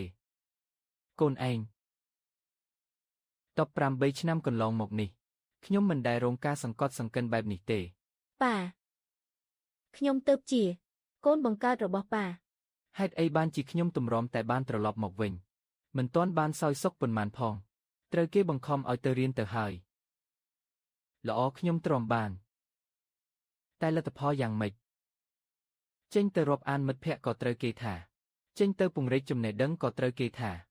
គ្រាន់តែមកពីប៉ាជាមេគ្រួសារនេះជាប៉ាបង្កើតរបស់ខ្ញុំត្រូវតែទ្រាំរហូតមែនទេខ្ញុំលីឆាំងលើចង់ធ្វើអីក៏បានសាលានោះអ្នកណាចូលចិត្តរៀនក៏ទៅរៀនទៅខ្ញុំមិនរៀនទេបានហើយឆាំងលើកូនកុំនិយាយច្រើនពេកណេស៊ីនហ៊ូឆាំងលើជាកូនបណ្ដូលចិត្តដែលអូនពូ10ខែណាជាកូនបង្កើតដែលអូនទន្ទឹងរង់ចាំ18ឆ្នាំមកនេះទម្រាំតែបានគេត្រឡប់មកវិញគេរងទុកនៅជនបទប៉ុន្មានឆ្នាំនេះទើបត្រឡប់មកវិញគេទើបតែមកវិញហេតុអីបងវាគេមានសិទ្ធអីវាគេរងទុកឯងត្រូវគេតាមចិត្តខូចអស់ហើយវាមិនស្គាល់ខ្ពស់ទាបទេហ៊ានតាំងខ្លួនជាម៉ែផងបើថ្ងៃនេះខ្ញុំមិនប្រដៅវាឲ្យបានល្អទេថ្ងៃស្អែកវាច្បាស់ជារើដំបូលផ្ទះមិនខានម្ដាយតាមចិត្តបំផ្លាញកូនថយចេញម្ដាយតាមចិត្តបំផ្លាញកូនថយចេញអូយកុំវាយកូនខ្ញុំអីមិនមានរឿងអីទេតាកុំឲ្យគាត់វាយកូនម៉ែគេធ្វើខុសការឆាំងគឺនៅតូចធ្វើខុសខ្ញុំក៏វាយ៉ាងនេះដែរឆាំងគឺតាំងពីតូចមិនដែលឲ្យខ្ញុំពិបាកចិត្តទេប៉ុន្តែឯងវិញឈ្មោះចូលរៀនដែលខ្ញុំខំរកទម្រាំតែបានត្រូវពិបាកចិត្តពេញមួយថ្ងៃទៅប្រឡូកប្រឡាក់ជាមួយមនុស្សមិនបានការថ្ងៃនេះខ្ញុំនៅទីនេះឯងហ៊ានតាំងខ្លួនជាម៉ែទៀតកុំវាអីឈីងលីឆាប់ជួយខាត់គាត់ទៅមិនអីទេអូយមិនអីទេអាមនុស្សមិនស្គាល់ល្អអាក្រក់ត្រូវតែប្រដៅឯងឲ្យបានល្អម្ដងបើឯងមិនចាំទុកជាមេរៀនទេថ្ងៃស្អែកឯងច្បាស់ជាមិនដឹងថាខ្លួនឯងជានរណាទេថ្ងៃនេះត្រូវតែវាទម្លាប់អាក្រក់ដែលឯងនាំពីជនបទមកនោះឲ្យបាត់អស់កុំវាទៀតឈប់ភ្លាមទៅ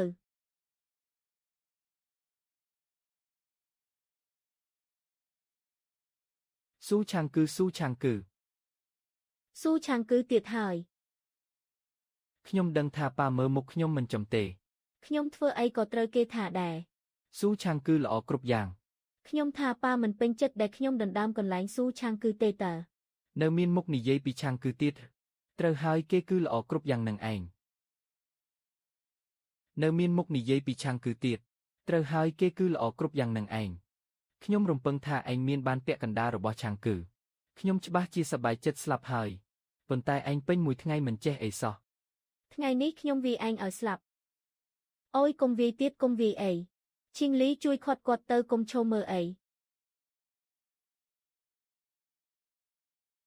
លីឆាងលឺទើបតែត្រឡប់មកបានប៉ុន្មានថ្ងៃសោះការឆ្លោះប្រកែកគ្នាធំតូចនេះមិនដែលឈប់សោះហើយថ្ងៃក្រោយផ្ទះប្រធានលីខ្លាចតែលែងមានថ្ងៃបានសុខហើយ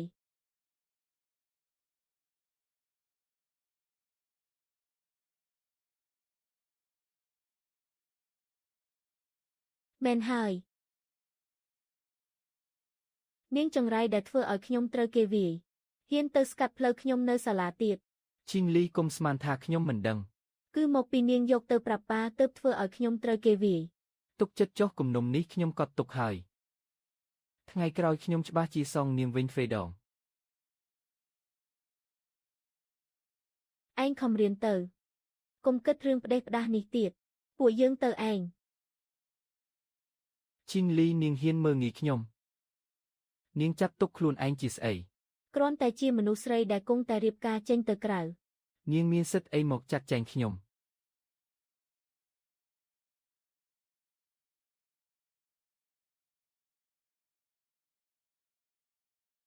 ហើយ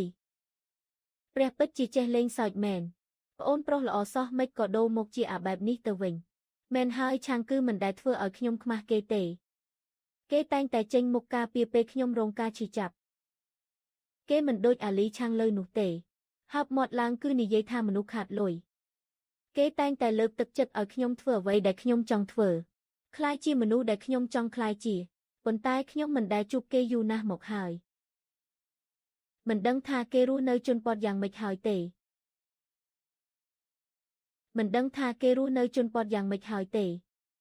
ខ្ញុំពិតជាចង់ជួបគេណាស់សូម្បីតែមួយផ្លែតក៏បានដែរឈីងលីខ្ញុំឃើញថាថ្ងៃនេះអាកាសធាតុល្អ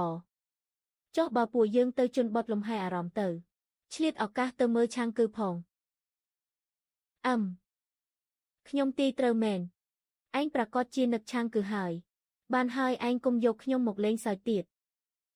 តោះពួកយើងទៅជន់បត់លំហែអារម្មណ៍ទោះយ៉ាងណាពេលនេះពួកយើងស្ថិតក្នុងដំណាក់កាលកម្មសិក្សាហើយមេរៀននៅសាកលវិទ្យាល័យក៏រៀនចប់អស់ហើយពួកយើងមានពេលទំនេរច្រើនណាស់ល្អពួកយើងទៅជន់បត់ត្រូវហើយឯងដឹងទេថាពេលនេះផ្ទះឆាងគឺនៅឯណាពួកយើងមិនដឹងទេប៉ុន្តែមានមនុស្សម្នាក់ប្រកាសជាដឹងតោះ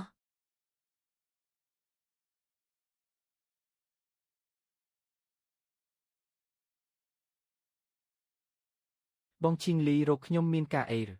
សៀងយ៉ាងពួកខ្ញុំចង់សួរឯងបន្តិចផ្ទះឆាងគឺពេលនេះនៅឯណាពួកខ្ញុំរៀបចំទៅមើលគេណាបងផ្ទះឆាងគឺនៅឆ្ងាយពីទីនេះបន្តិច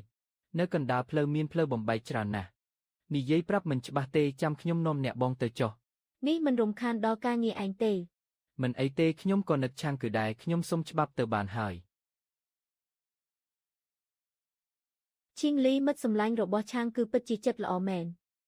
ឆាងគឺពិតជារាប់អានបានបងប្អូនល្អមែន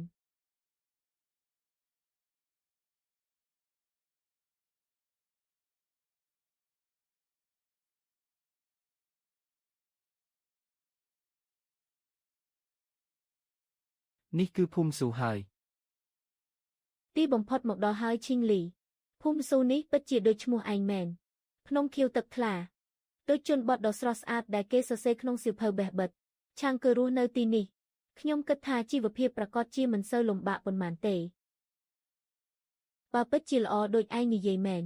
ប្អូនប្រុសបង្កើតខ្ញុំច្បាស់ជាមិនប្រញាប់ត្រឡប់ទៅវិញបែបនេះទេបងខ្ញុំឃើញប្អូនស្រីទី1ឆាងគឺហើយណែស៊ីវម៉ៃ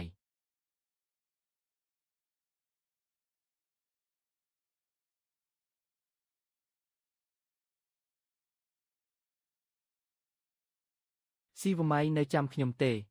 សៀងយ៉ាងឬគឺឯងជាអ្នកជូនឆាងគឺមកតើមិនក៏មិនចាំស៊ីវម៉ៃនៅចាំខ្ញុំទេ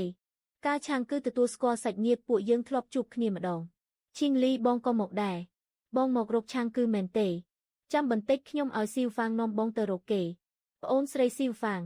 ឆាងគឺអាចសាមនឹងជីវិតនៅទីនេះទេអ្នកបងកុំបារម្ភអីបងប្រុសខ្ញុំមានចំណេះដឹងណាស់គាត់ត្រូវលោកតាទី6អញ្ជើញទៅភូមិយើងឲ្យធ្វើជាគ្រូបង្រៀននៅសាលាធំពូកែណាស់ណាល្អណាស់ឆាងគឺមានចំណេះដឹងលែងបាច់នឿយហត់ចុះធ្វើស្រែទៀតហើយមិត្តរួមថ្នាក់ខ្ញុំសុទ្ធតែច្រណែនខ្ញុំនិងប្អូនស្រីទី3 แต่មានបងប្រុសពូកែបែបនេះមនុស្សខ្លាំងមិនដែលរអ៊ូទាំពីរឿងបរិស្ថានរស់នៅទេឆាងគឺទៅដល់ណាក៏ល្អបំផុតដែរ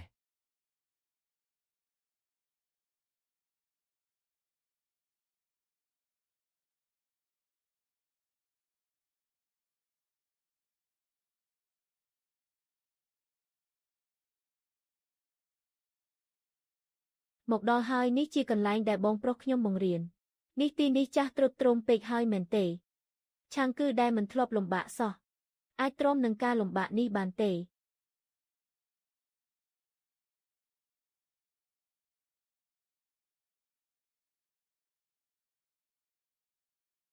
ខ្ញុំកិច្ចសាលាហើយលោកគ្រូអាចធ្វើអីខ្ញុំបានសូម្បីតែពុកខ្ញុំក៏មិនខ្វល់ផងលោកគ្រូចង់ខ្វល់លោកគ្រូជាស្អីពួកយើងកុំចូលទៅអីនាំឲ្យឆាងគឺពិបាកចិត្តពួកយើងលួចមើលសិនទៅតោះ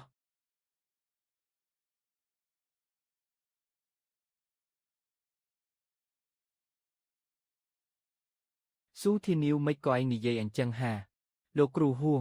ពួកយើងចុះទៅចាប់ត្រីតើរៀនអាចរកពិន្ទុការងារបានទេចាប់ត្រីទើបបានរបស់ពិតមែនហើយទៅរៀនគ្មានប្រយោជន៍អីសោះរាល់ថ្ងៃត្រូវនៅជាប់ក្នុងថ្នាក់គួរឲ្យធុញណាស់ខ្ញុំគ្រាន់តែឃើញសៀវភៅក៏ងុយគេងដែរអស្ចារ្យណាស់និយាយកាន់តែខ្លាំងហើយមើលទៅឯងរមាស់ស្បែកហើយមែនទេការរៀនសូត្រគឺដើម្បីកុំឲ្យឯងខាតបង់នៅថ្ងៃអនាគតដោយសារអត់ចំណេះដឹង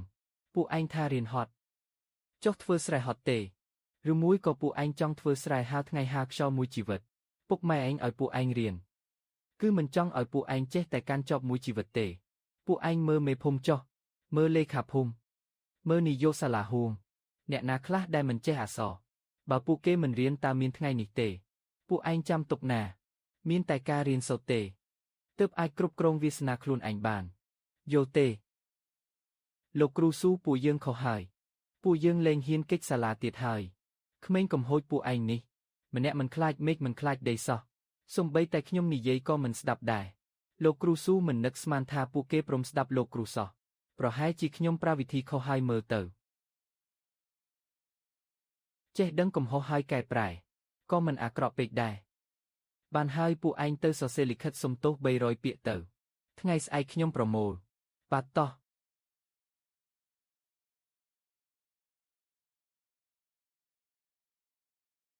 បងប្រុសចៃដន្យម្លេះពួកយើងទើបតែរកចូលទ្វារក៏បើកល្មមអុយបងជីងសៀងយ៉ាងបងឈីងលីមិនក៏មកដល់ទីនេះឆាងគឺឯងជាប្អូនប្រុសដែលបងរស់នៅជាមួយ15ឆ្នាំណាពួកយើងមិនដែលឃ្លាតគ្នាត្រឹមយូរយ៉ាងនេះទេគេមកធ្វើអី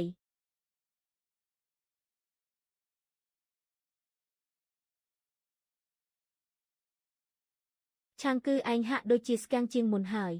ឯណាមានពេលនេះខ្ញុំអាចលើកមនុស្សប៉ុនបង10នាក់បានដោយញីខ្ញុំខ្លាំងគួរឲ្យខ្លាចតែម្ដងអូមែនហើយខ្ញុំណែនាំអ្នកទាំងអស់គ្នាឲ្យស្គាល់សិននេះគឺជានាយកហួងសាលាធំសិក្សាភូមិយើងលោកនាយកហួងនេះគឺឈីងលីជាបងស្រីដែលរស់នៅជាមួយខ្ញុំ18ឆ្នាំនោះគឺសៀងយ៉ាងនោះគឺលូជីង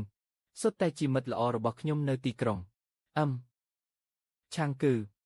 ពេលនេះលោកគ្រូល្មមអត់ម៉ោងបង្រៀនផងឆាប់ទៅចុះពេលថ្ងៃត្រង់ទទួលភ្ញៀវឲ្យបានល្អភ្ញៀវមកពីទីក្រុងណាអរគុណលោកនាយកហួងតោះទៅចុះ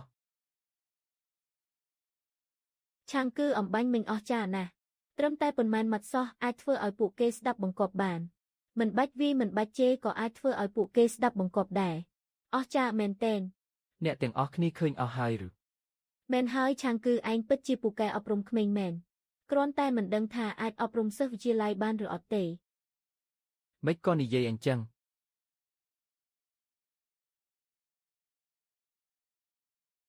បងជីងមានរឿងអីឲ្យប្រកាសទៅឆាងគឺឯងមិនដឹងទេថាលីឆាងលើគួរឲ្យស្អប់ប៉ុណ្ណាទេថ្ងៃនោះពួកយើងទៅរៀននៅសាលារោងចក្រដែកចៃដនឲ្យប៉ះគេកំពុងកិច្ចសាលាជាមួយក្មេងពៀមួយក្រុមមុខឈីងលីមានបំណងល្អចង់ឲ្យគេត្រឡប់ទៅវិញគេមិនត្រឹមតែមិនស្ដាប់ទេថែមទាំងធ្វើឲ្យឈីងលីខ្មាស់គេនៅមុខចំណោមជនទៀតព្រឹកមិញនេះក៏ដូចគ្នា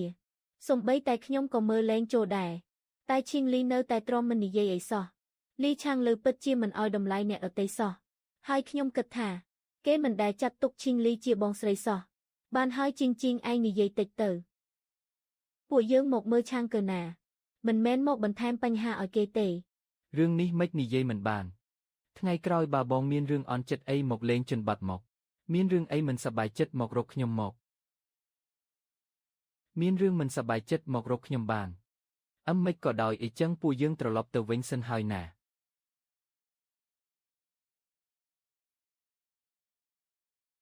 កុំភ្លេចណាពួកយើងជាបងប្អូននឹងគ្នាមួយជីវិត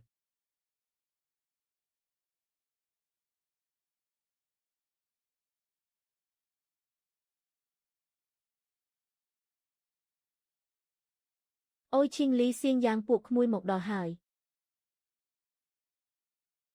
ចុះម្នាក់នេះគឺអ៊ំស្រីនេះគឺជាមិត្តសម្លាញ់ខ្ញុំលូជីងហើយក៏ជាមិត្តរួមរបស់ខ្ញុំនឹងឆាងគឺដែរជំរាបសួរអ៊ំស្រីខ្ញុំឈ្មោះលូជីងចាស់ធ្វើដំណើរមកផ្លូវឆ្ងាយហត់ហើយមើលទៅឆាប់ចូលក្នុងផ្ទះសម្រាកសិនទៅ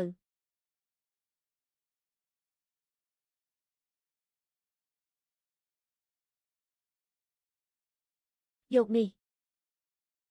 ម៉ែធ្វើអីនឹងស៊ឺតម៉ែបារម្ភថាឈីងលីនិងអ្នកអតីហូបម្ហូបនៅជនបទមិនកើតកូនទៅមាត់ភូមិទិញពងមាន់បន្តិចទៅឆ្លៀតទិញអំបិលនិងទឹកស៊ីអ៊ីវបន្តិចផងម៉ែខ្ញុំមិនត្រូវការលុយនេះទេរឿងពងមាន់ខ្ញុំមានវិធីរកហើយខ្ញុំទៅយកក្នុងផ្ទះ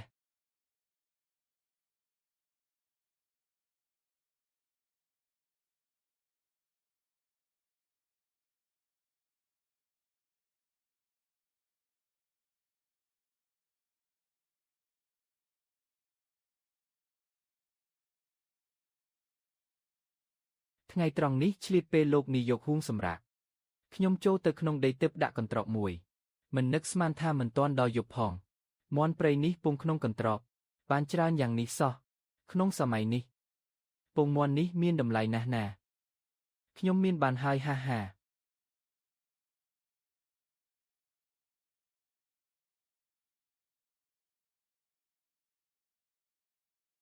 នេះពងមាន់ច្រើនម្លេះកូនបានមកពីណាម៉ែពងមាន់ទាំងនេះជារបស់ខ្ញុំទេម៉ែយកទៅតាមចិត្តចុះឆាងគឺតាំងពីកូនត្រឡប់មកវិញមកមិនដែលធ្វើឲ្យម៉ែពិបាកចិត្តម្ដងណាទេម៉ែមិនសួរច្រើនទេលើកនេះពងមាន់មិនតិចទេចំហុយពងមាន់ចៀនខ្ទឹមស៊ុបពងមាន់បន្លែរៀបចំឲ្យអស់តែម្ដងម៉ែពីមុនណាពងមាន់មួយម៉ែចង់បំបែកជា8ចំណែកឯណោះពេលនេះមានពងមាន់ច្រើនហើយសម្ពាធស្បៀងអាហារយើងបានធូរស្រាលបន្តិចហើយមែនហើយសម្ពាធស្បៀងអាហារធូរស្រាលខ្លះមែនឆាងគឺពួកយើងក៏ហូបពងមាន់ច្រើនយ៉ាងនេះមិនអស់ដែរកូនយកពងមាន់ទាំងនេះទៅកន្លែងលក់ដូរយកអំបិលនិងទឹកស៊ីអ៊ីវមកមិនបាច់ចំណាយលុយទិញទៀតទេយកទេបាទឆាងគឺឯងទៅណាខ្ញុំទៅជាមួយឯងដែរបងជិះកង់ហត់ណាស់ណាបងនៅសម្រាប់ក្នុងផ្ទះឲ្យស្រួលទៅម្យ៉ាងទៀតកន្លែងលក់ដូរក៏មិនឆ្ងាយដែរបន្តិចទៀតខ្ញុំត្រឡប់មកវិញហើយឯងក៏ថាផ្លូវទៅកន្លែងលក់ដូរមិនឆ្ងាយដែរផ្លូវប៉ុណ្ណឹងខ្ញុំអាចដើរទៅរួចតើពិតជាតតម្រិះនឹងបងមែនចាំបន្តិចបងដើរខុសទីហើយអូយមីងទី3សួស្ដីមីងទី3សួស្ដីឆាងគឺក្មេងស្រីនេះស្អាតណាស់ជាប្រពន្ធដែលគេទៅនឹងចូលស្ដីដណ្ដឹងឲ្យឯងមែនទេ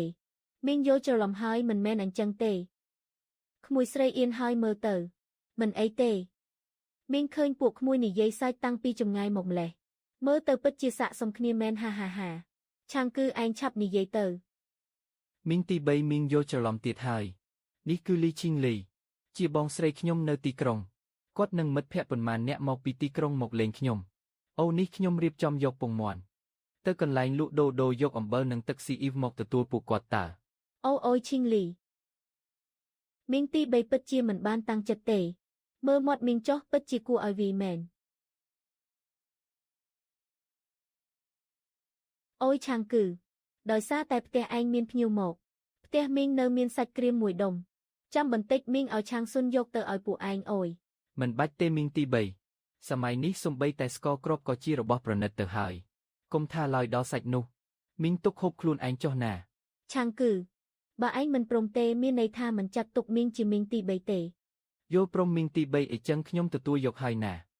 ត្រូវហើយអញ្ចឹងទៅត្រូវគ្រួសារតែមួយស្រឡាញ់រាប់អានគ្នាថ្ងៃដែលពោពេញទៅដោយភាពកក់ក្ដៅបែបនេះពិតជាធ្វើឲ្យខ្ញុំច្រណែនណាស់ឆាងគឺខ្ញុំពិតជាច្រណែនឯងណាស់ បងឈីងលីប្រហែលជាត្រូវប្អូនប្រុសបង្កើតធ្វើឲ្យឈួតហើយទើបឃើញរឿងធម្មតាតូចតាចនៅកន្លែងខ្ញុំក៏ច្រណែនដោយមិនដឹងខ្លួនបែបនេះចេះយកចិត្តគ្នាធ្វើល្អដាក់អ្នកដទៃជាធម្មតាទំនាក់ទំនងជាមួយសាច់ញាតិក្នុងគ្រួសារខ្លួនឯងក៏មិនសូវជាអាក្រក់ប៉ុន្មានដែរ លីឆាងលើមិនមែនជាមនុស្សដែលធ្វើល្អដាក់អ្នកដទៃទេតាំងពីគេត្រឡប់មកផ្ទះវិញគេចាត់ទុកគ្រប់យ៉ាងក្នុងផ្ទះជារបស់គេទាំងអស់និយាយដាក់ខ្ញុំហាប់មាត់ឡើងគឺថាខ្ញុំជាមនុស្សខាតលុយដែលលក់មិនចេញក្នុងកែវភ្នែកលីឆាងលើបងស្រីបង្កើតដូចខ្ញុំគ្រាន់តែជាអ្នកក្រៅប៉ុណ្ណោះមិនដឹងថាថ្ងៃណាមួយនឹងត្រូវគេបណ្ដេញចេញពីផ្ទះទេបើសិនជាគ្រប់យ៉ាងដូចពីមុនគឺល្អណាស់បងឈីងលីរឿងគ្រប់យ៉ាងត្រូវតែសម្លឹងទៅមុខគុំដោយសារតែកាលៈទេសៈកើតឡើងភ្លាមមួយចំនួនមករំខានដល់ផែនការជីវិតនិងចង្វាក់ជីវិតដើមរបស់យើងមែនហើយចាំបាច់អីដោយសារលីឆាងលឺមករំខានដល់អារម្មណ៍ដើមរបស់ខ្ញុំតាមពិតតាំងពីឯងទៅបាត់ខ្ញុំពិតជារៀងគិតច្រើនបន្តិចមែនតែងតែគិតថាបើសិនជាគ្មានរឿងទទួលស្គាល់សាច់ញាតិនោះខ្ញុំច្បាស់ជារស់នៅមានក្តីសុខជាងពេលនេះមិនខានប៉ុន្តែរឿងដែលកើតឡើងហើយគឺមិនអាចផ្លាស់ប្ដូរបានទេមែនហើយជំនួសឲ្យការប្រកាន់ខ្ជាប់នៅអតីតកាលដ៏ស្រស់បំព្រងយកល្អគួរតែឆ្លៀតពេលឥឡូវនេះពឹងផ្អែកលើដៃទាំងពីររបស់ខ្លួនឯងដើម្បីបង្កើតក្តីសុខរបស់ខ្លួនបងឈីងលីពេលនេះបងអាចគិតយល់ក៏មិនទាន់ហួសពេលដែរតោះទៅ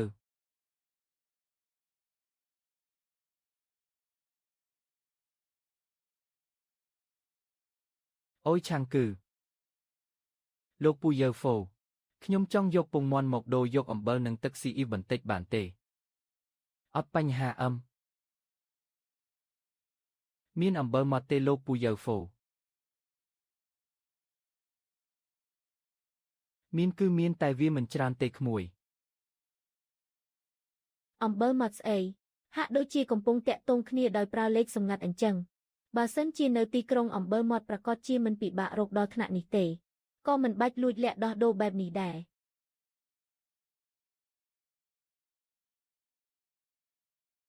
មានតែប៉ុណ្្នឹងទេសំបីតែកន្លះគីឡូក៏មិនដល់ផងខ្ញុំយកទាំងអស់អូយអំបិលមកមានតម្លៃណាស់មិនអាចដាក់ក្នុងថង់អំបិលនេះបានក្រែងលោវាចូលក្លិនអំបិលគ្រួនោះគិតយ៉ាងម៉េចនៅតែមីងទេដែលគិតបានល្អិតល្អន់ខ្ញុំសំបីតែនឹកក៏មិនឃើញផងអូយមែនហើយហាចាំមីងយកក្រដាសមកខ្ចប់ឲ្យបាត់អូយទឹកស៊ីអ៊ីវយកប៉ុន្មានចាក់ឲ្យពេញមកបាត់មួយផ្លេតណាឆាងគឺពងមាន់ឯងនេះពិតជាធំមែនដកថ្លៃអំបិលនិងទឹកស៊ីអ៊ីវចេញឯងនៅសល់លុយថ្លៃពងមាន់4កាក់ទៀតមីងមិនបាច់អាប់លុយទេមីងជួយយកស្រាមួយកែវមកឲ្យខ្ញុំផងអូយ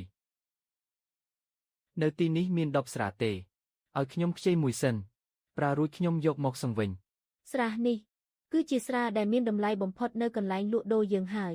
ឆាងគឺឯងពិតជាមានភ្នែកមើលមែន10ស្រាគិតជាស្អីទៅមីងនឹងចាក់ឲ្យឯងមែនហើយ10ស្រាគិតជាស្អីទៅ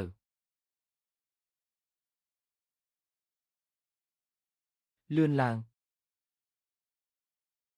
ចាក់ឲ្យច្រើនបន្តិចអូយមីង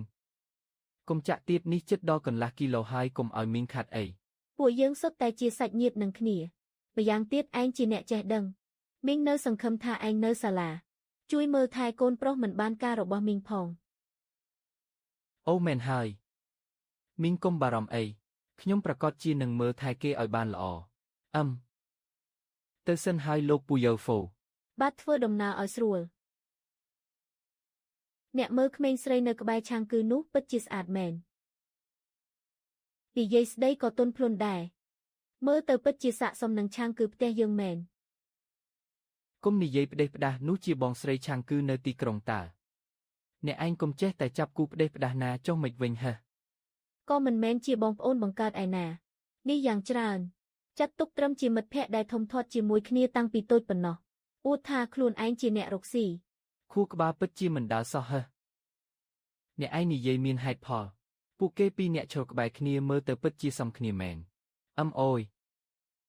ថ្ងៃក្រោយពេលអ្នកឯងទំនេរទៅសាកល្បងនិយាយជាមួយម្ដាយឆាំងគឺទៅមិនប្រកាសថាអាចផ្សំផ្គុំជាគូបានល្អក៏ថាបានចាំបាច់ឲ្យអ្នកឯងប្រាប់ទេហាមានតែអ្នកឯងទេដែលឆ្លាតបំផុតអូខេមកល្អសម្រាប់ពួកគេដែរហា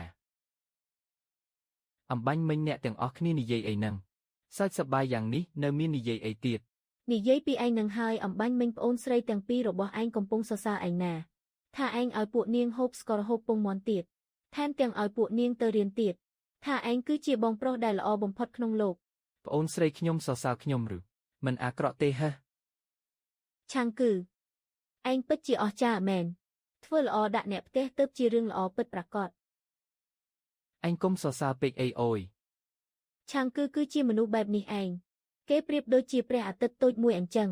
ទោះទៅដល់ទីណាក៏មានគេស្វាគមន៍ជានិច្ចព្រោះគេតែងតែធ្វើល្អដាក់អ្នកដទៃទើបអ្នកដទៃតែងតែធ្វើល្អតបស្នងវិញហូបបាយហើយ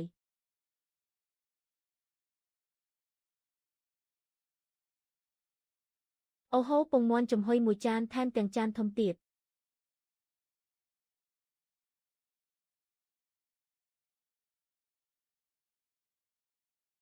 នៅជនបទមិនដូចទីក្រុងទេសូមអធ្យាស្រ័យផងណាអ៊ំស្រីនេះគឺជាពងមាន់ចំហុយដែលឆ្ងាញ់បំផុតតែខ្ញុំធ្លាប់ហូបក្នុងមួយជីវិតនេះហើយហាអីចឹងអ៊ំអស់បារម្ភហើយតោះហូបបាយ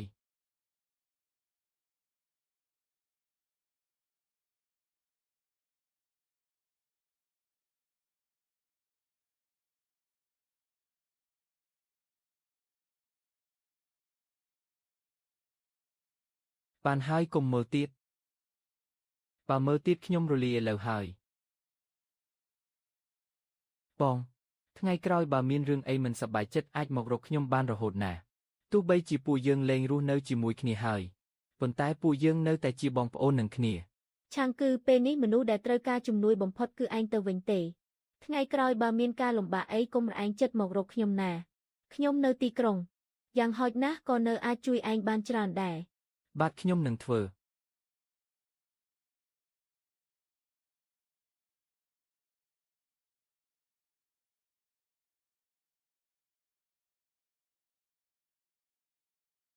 ថែរក្សាខ្លួនផងថែរក្សាខ្លួនផងខ្ញុំទៅហើយ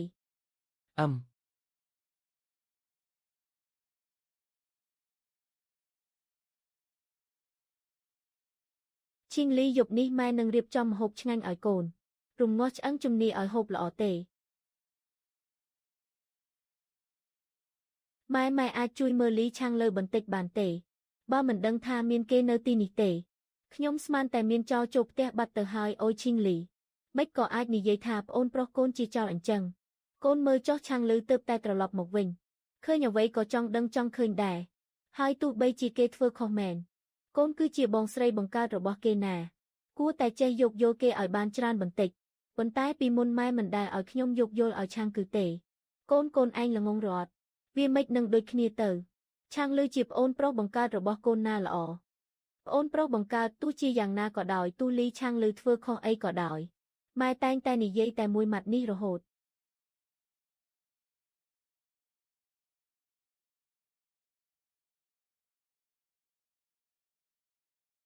ធ្វើឲ្យខ្ញុំត្រូវគេវាយនៅចង់យករបស់ខ្ញុំទៅទៀតរបស់របរក្នុងផ្ទះនេះមិនយូរមិនឆាប់គង់តែជារបស់ខ្ញុំទាំងអស់ទេនាងមានសិទ្ធិអីយកចេញទៅក្រៅដាក់របស់ចុះមកបើមិនអញ្ចឹងទេកុំសង្ឃឹមថាអាចទៅរួចបានជារបស់ឯងទាំងអស់ផ្ទះក៏ជារបស់ឯងម៉ែក៏ជារបស់ឯង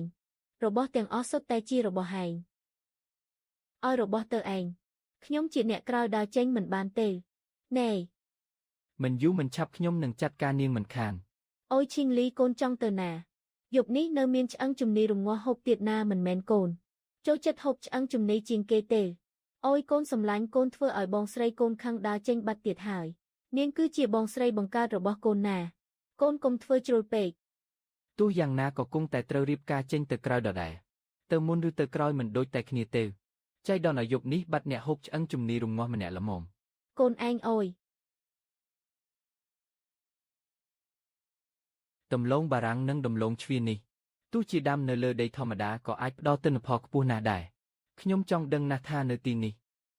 អាចធ្វើឲ្យដំឡូងជ្វា1ហិកតាផ្ដល់ទិន្នផលប៉ុន្មានគីឡូ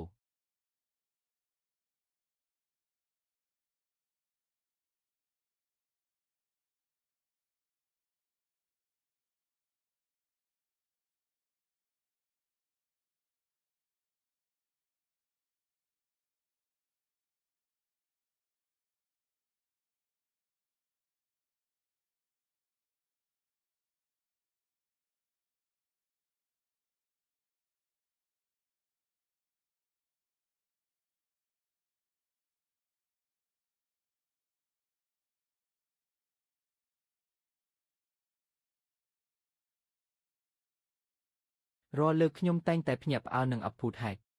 ដែលទុំក្នុងរយៈពេលត្រឹមតែ5វិនាទីនេះណាស់ក្រោយពីបេះត្រួយដំឡូងរួចក៏ចូលដល់វគ្គបើកប្រអប់អាតកំបាំងដ៏រំភើបហើយខ្ញុំចង់ដឹងណាស់ថាដំឡូងជ្វាមួយដើមនេះអាចផ្ដល់ទិន្នផលប៉ុន្មានគីឡូទៅព្រះឲ្យនេះពិតជាការប្រមូលផលដ៏ធំធេងមែនត្រឹមតែបំណែកដែលមានពន្លកមួយប៉ុណ្ណោះអាចផ្ដល់ទិន្នផលដល់ទៅជាង10គីឡូឯណោះខ្ញុំសាកល្បងប៉ាន់ស្មានមើលសិនគ្រាប់ពូជដែលខ្ញុំទើបតែដាំអំបាញ់មិញយ៉ាងហោចណាស់ក៏អាចប្រមូលផលដំឡូងបារាំង100គីឡូនិងដំឡូងជ្វា200គីឡូដែរបើសិនជាសម្រាប់តែហូបសុទ្ធគឺគ្រប់គ្រាន់សម្រាប់គ្រួសារខ្ញុំ6នាក់ហូបពេញមួយខែណោះសូម្បីតែក្នុងយុគសម័យនេះក៏ដោយដំណាំទាំងពីរប្រភេទនេះក៏ជាអាហារចម្បងប្រចាំថ្ងៃរបស់កសិករដែរ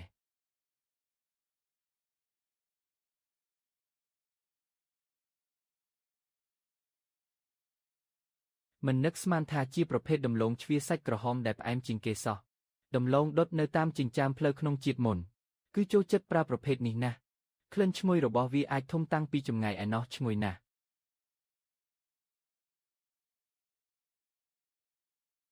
អូហូសំបីតែឆៅក៏ផ្អែមយ៉ាងនេះដែរផ្អែមជាងដំឡូងជ្វាទាំងអស់ដែលខ្ញុំធ្លាប់ហូបក្នុងជាតិមុនទៅទៀតត្រូវដឹងថាទម្រាំដល់យុគសម័យជាតិមុនរបស់ខ្ញុំដំណាំកសិកម្មបានអភិវឌ្ឍដល់កម្រិតកំពូលទៅហើយយ៉ាងហោចណាស់ក៏ទំនើបជាងពេលនេះ60ឆ្នាំដែរមានន័យថាគ្រាប់ពូជដែលយើងមានពេលនេះដោយមានជំនួយពីដីទឹកអាចទទួលបានផលលើសពីដំណាំក្នុងយុគសម័យនេះដល់ទៅ60ឆ្នាំឯណោះនេះវាអស្ចារ្យពេកហើយអូយ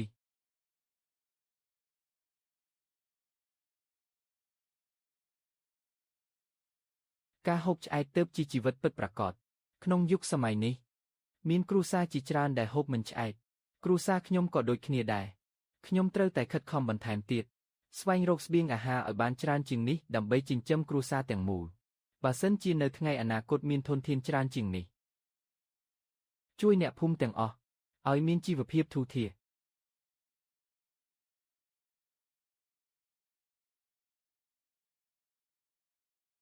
ចម្លែកមែនមួយរយៈចុងក្រោយនេះពេលខ្ញុំចូលទៅក្នុងដីទឹកកម្លាំងកាយរបស់ខ្ញុំហាក់ដូចជាកើនឡើងយឺតជាងមុនឬមួយក៏ដល់ចំណុចកំពូលហើយមិនអីទេទោះយ៉ាងណាក៏ដោយរាល់ពេលខ្ញុំនៅក្នុងដីទឹកសូម្បីតែមិនគេងមួយយប់ក៏ដោយថ្ងៃបន្ទាប់នៅតែមានកម្លាំងពេញលេញដដែលពេលនេះឆ្លៀតពេលដែលនៅសល់មើលសៀវភៅបន្តិចសិនដើម្បីពង្រឹងចំណេះដឹងខ្លួនឯង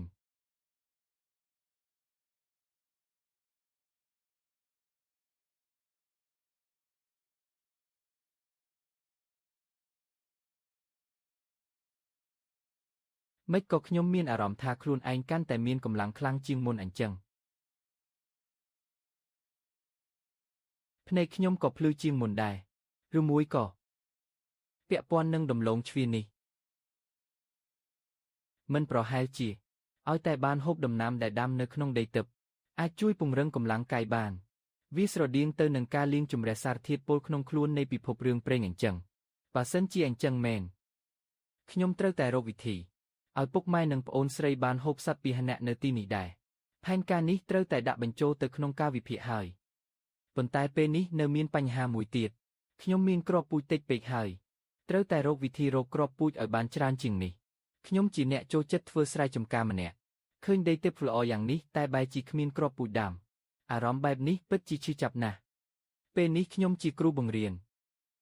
ខ្ញុំអាចយកដំឡូងបារាំងនិងដំឡូងជ្វាមកគូជាមួយក្មេងបានយកស្បៀងអាហារទាំងនេះធ្វើជារង្វាន់សម្រាប់សិស្សបើមានក្មេងចូលរួមបែបនេះ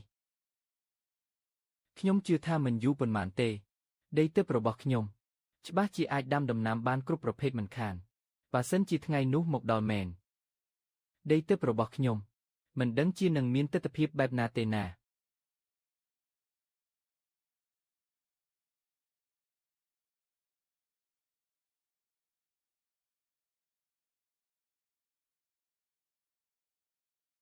នេះកំពុងតែមានរឿងលាក់បាំងខ្ញុំហើយធ្វើមុខដូចជាចង់ឲ្យខ្ញុំដឹងតែម្យ៉ាងទៀតមិនចង់ឲ្យខ្ញុំដឹងអញ្ចឹងតែខ្ញុំធ្វើជាមិនសួរខ្ញុំចង់ចាំមើលថាក្មេងពីរនាក់នេះអាចលាក់ទុកបានយូរប៉ុណ្ណា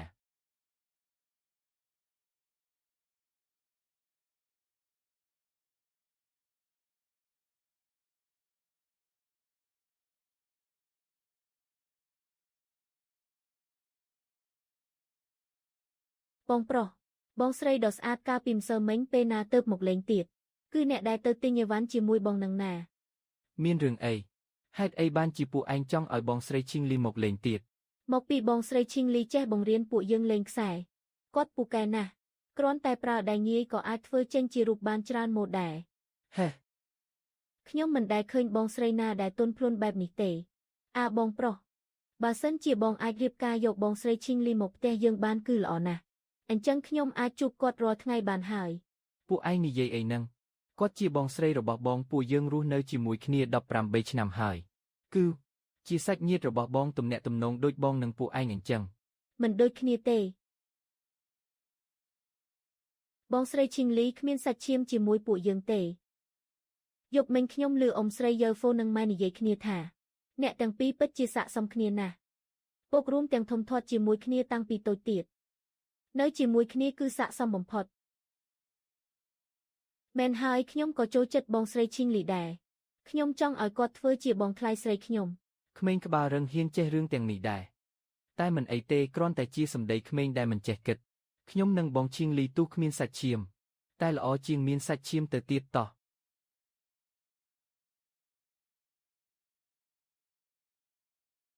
លោកនាយកហួងថ្ងៃនេះថ្ងៃសុក្រខ្ញុំចង់ដាក់កិច្ចការក្រៅម៉ោងឲ្យពួកគេឲ្យទៅជីកបន្លែព្រៃផ្សេងចាត់ទុកជាមេរៀនអនុវត្តរបស់ពួកគេពិតណាស់ខ្ញុំក៏នឹងមានរង្វាន់ខ្លះឲ្យពួកគេដែរមិនដឹងថាលោកនាយកយល់ថាម៉េចដែរក្មេងទាំងនេះចង់តែចេញទៅជីកបន្លែព្រៃទេធ្វើបែបនេះទាំងអាចរត់លេងទាំងអាចឪពុកម្ដាយពួកគេច្បាស់ជាសប្បាយចិត្តមិនខានចាំបាច់មានរង្វាន់អីទៅអ្វីដែលគួរឲ្យក៏ត្រូវតែឲ្យដែរថ្ងៃនេះចៃដន្យជាថ្ងៃសុក្រលោកគ្រូដាក់កិច្ចការក្រៅម៉ោងឲ្យពួកប្អូនឲ្យទៅជីកបន្លែព្រៃគ្រប់ប្រភេទរួចយកមកថ្នាក់រៀនឲ្យលោកគ្រូជីកបានកាន់តែច្រើនរង្វាន់កាន់តែច្រើនតោះចង់ជាក្រុមទៅជីកបន្លែតោះឡ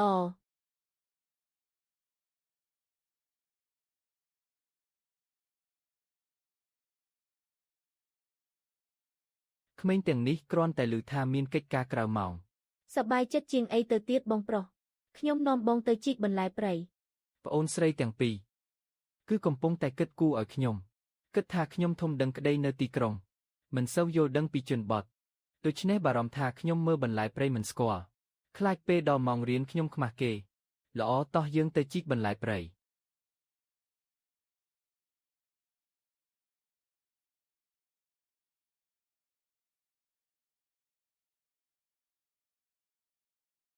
បងប្រុសមើលណែកនេះគឺជាវ៉ាន់ស៊ុយទឹកឬវាតូចនឹងវែងស្លឹកវាដូចរោមសត្វអញ្ចឹងបងសាក់ហិតមើលវាមានក្លិនក្រអូបពិសេសរបស់វាហើយរាងផ្អែមបន្តិចផងបងប្រុសចាំនៅថ្ងៃក្រោយបើនៅក្រៅជួបក្លិនបែបនេះនោះគឺជាវ៉ាន់ស៊ុយទឹកហើយបងចាំហើយអ្នកគ្រូស៊ីហ្វាងនៅមានបន្លែព្រៃផ្សេងទៀតតើបងរងចាំនៅទីនេះហើយខ្ញុំបន្តទៅរកទៀតបងប្រុសខ្ញុំក៏ស្គាល់បន្លែព្រៃច្រើនដែរខ្ញុំអាចបង្រៀនបងបានអញ្ចឹងពឹងលើអញហើយអ្នកគ្រូស៊ីវជូ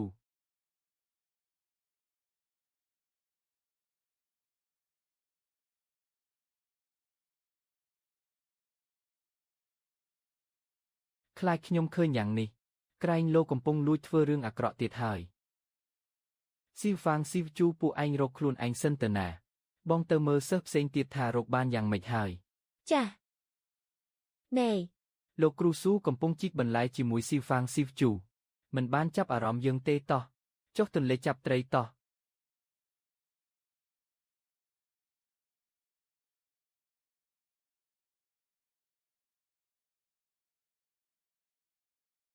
ចប់ហើយទៅចុះទន្លេចាប់ត្រីបាត់បងធានាវឆាប់ត្រឡប់មកវិញ នៅទីនោះគ្រោះថ្នាក់ណាស់ ពួកយើងចុះទន្លេចាប់ត្រីមិនត្រូវបានពុកម៉ែអនុញ្ញាតទេ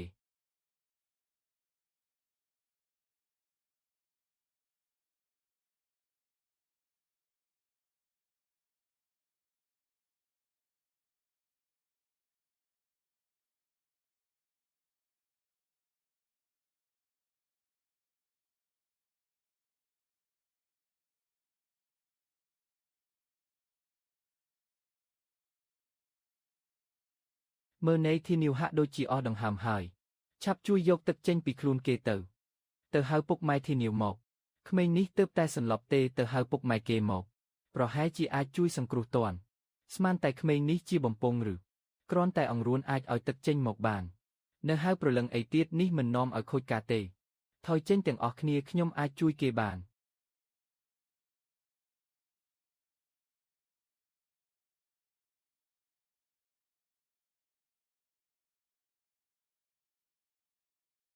កូនខ្ញុំកូនអើយមិនក៏ទៅជាអញ្ចឹងទៅកុំបន្លាចម៉ែអីឆាងគឺ គុំសង្កត់ទៀតបងប្រុសស៊ុយលាវក៏ស្លាប់ដោយសារបែបនេះដែរតើរឿងនេះវាជាស្អីទៅភុយកំពុងជួយសង្គ្រោះមនុស្សណាឆាងគឺគុំនិយាយពាក្យមិនល្អអី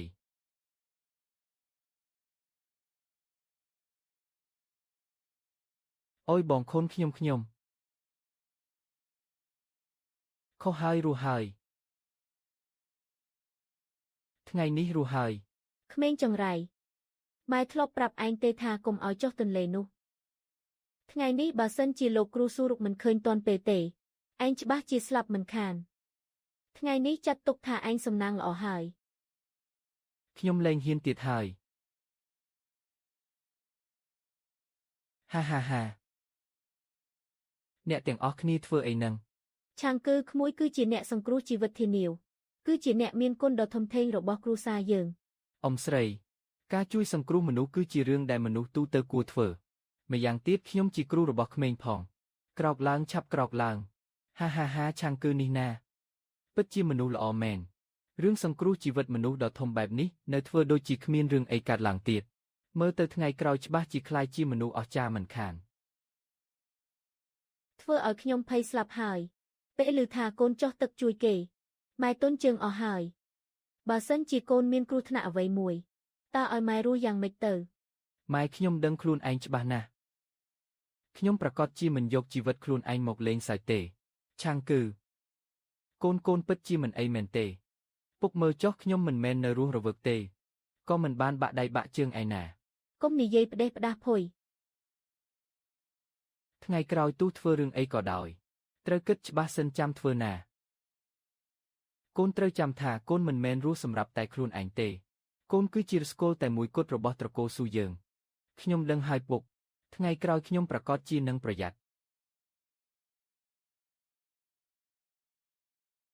លើកនេះរឿងដែលចៃដន្យនោះគឺ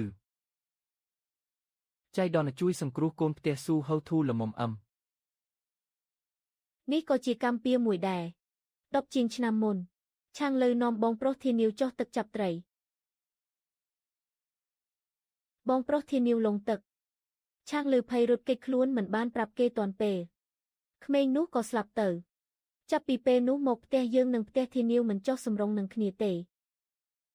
មិនក៏តាក់ទងនឹងឆាងលើទៀតហើយ បានហើយមិនបាច់រំលឹកពីគេទេនិយាយច្រើនទៅមានតែរឿងឈឺចាប់ តាមពិតទៅការដែលលីឆាងលើคล้ายជាមនុស្សអាត្មានិយមបែបនេះគឺមិនអាចផ្ដាច់ចេញពីការលំអៀងដោយគ្មានហេតុផលរបស់អ្នកផ្ទះបានទេខ្ញុំពិបាកនឹងផ្លាស់ប្ដូរគំនិតតម្លៃមនុស្សប្រុសជាងមនុស្សស្រីរបស់ពុកម៉ែណាស់ដូច្នេះមានតែផ្ដល់ភាពកក់ក្ដៅឲ្យប្អូនស្រីប៉ុណ្ណោះទំនាក់ទំនងកាន់តែរក្សាកាន់តែច្បាស់ ម្យ៉ាងទៀតពួកយើងជាបងប្អូនបង្កើតនឹងគ្នាណា ទោះនិយាយយ៉ាងណាក៏ដោយថ្ងៃនេះឆាំងគឺជួយសង្គ្រោះមនុស្សគឺជារឿងល្អមួយយប់នេះពួកយើងឆាពងមាន់ឲ្យបានច្រើនបន្តិចដើម្បីជាការអបអរបានហូបពងមាន់ទៀតហើយល្អណាស់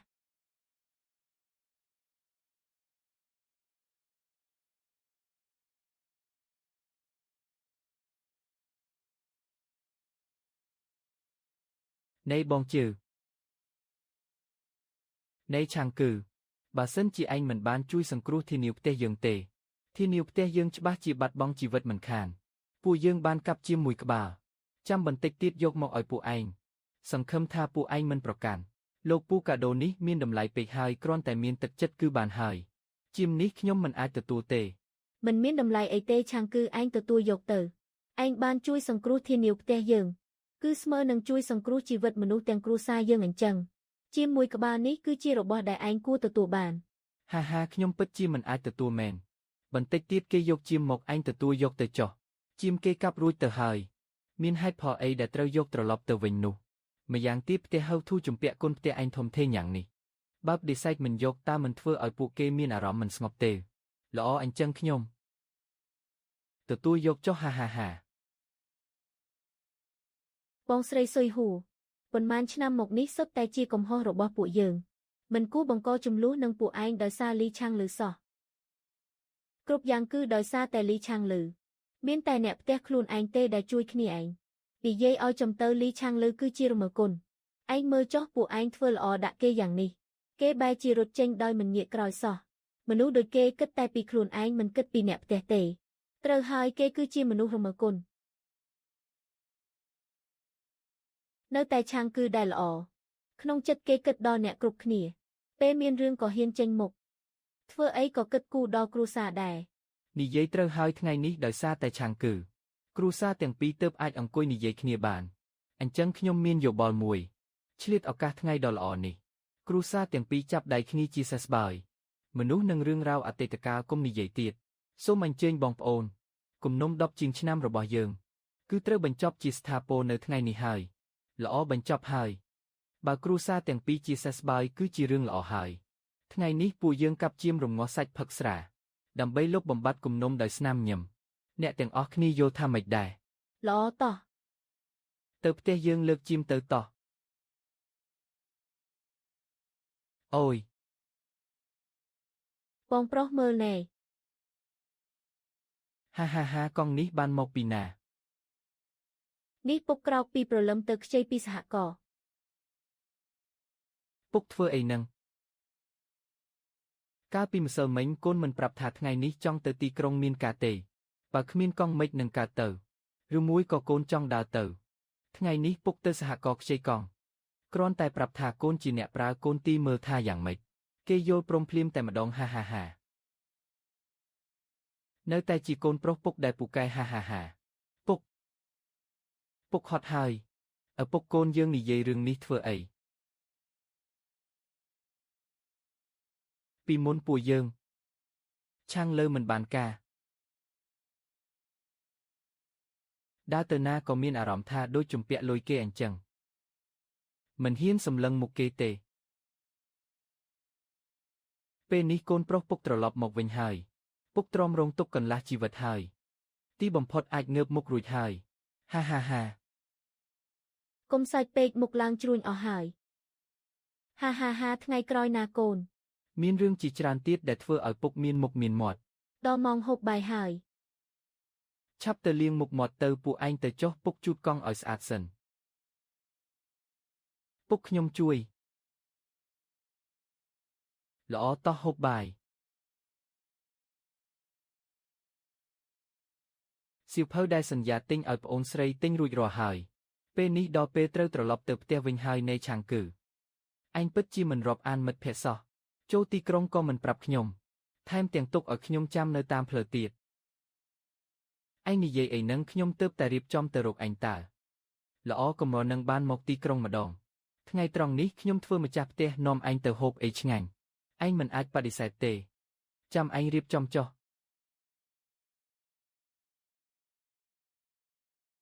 ឆាំងគឺ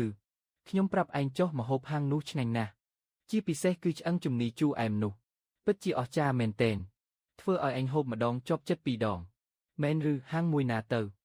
ភោជនីយដ្ឋានរត់ធំតូចក្នុងស្រុកនេះខ្ញុំស្ទើរតែហូបអស់ទៅហើយនិយាយតាមត្រង់រសជាតិធម្មតាទេហាងអាហារឯកជនហាងអាហារឯកជនហាងអាហារឯកជននេះទទួលខុសត្រូវចំណេញខាតដោយខ្លួនឯងម្ហូបមិនឆ្ងាញ់ប្រកាសជាគ្មានអ្នកណាមកហូបទេចង់តាក់ទាញចិត្តអតិថិជនក៏ត្រូវតែតាក់ទាញក្រពះអតិថិជនសិនបើតាមឯងនិយាយអញ្ចឹងរសជាតិគួរតែមិនអាក្រក់ទេនិយាយតិចក្នុងសម័យនេះណាការធ្វើអាជីវកម្មឯកជនមិនត្រូវបានអនុញ្ញាតទេបើសិនជាត្រូវចាប់បានស្រាលគឺរឹបអូសប្រាក់ចំណូលខុសច្បាប់ទាំងអស់ធ្ងន់គឺត្រូវគេចាប់ខ្លួនតែម្ដងទុកចិត្តចុះខ្ញុំចេះថ្លឹងថ្លែងហើយតោះ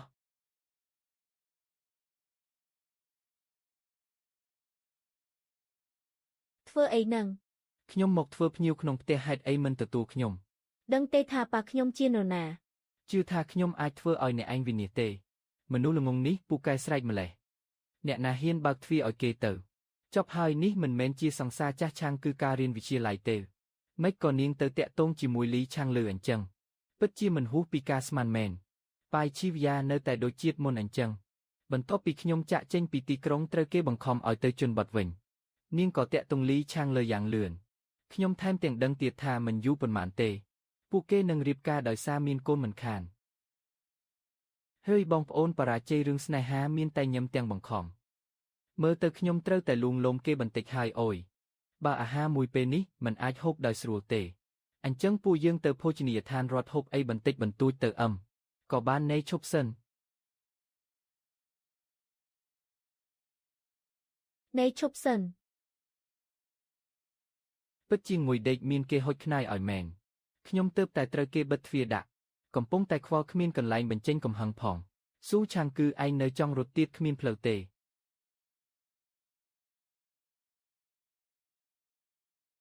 ណែឯងមិននៅជន់បត់ស្ងៀមស្ងាត់ទេត្រឡប់មកទីក្រុងធ្វើអីស៊ូឆាងគឺ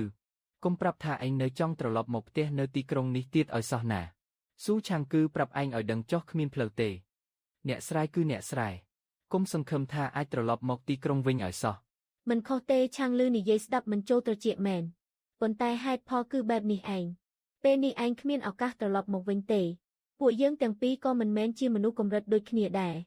ខ្ញុំថាអ្នកទាំងពីរនេះតើវាយកដល់កម្រិតណាទៅបានជាប្រញាប់ប្រញាល់មកពាក់ព័ន្ធនឹងខ្ញុំបែបនេះពួកឯង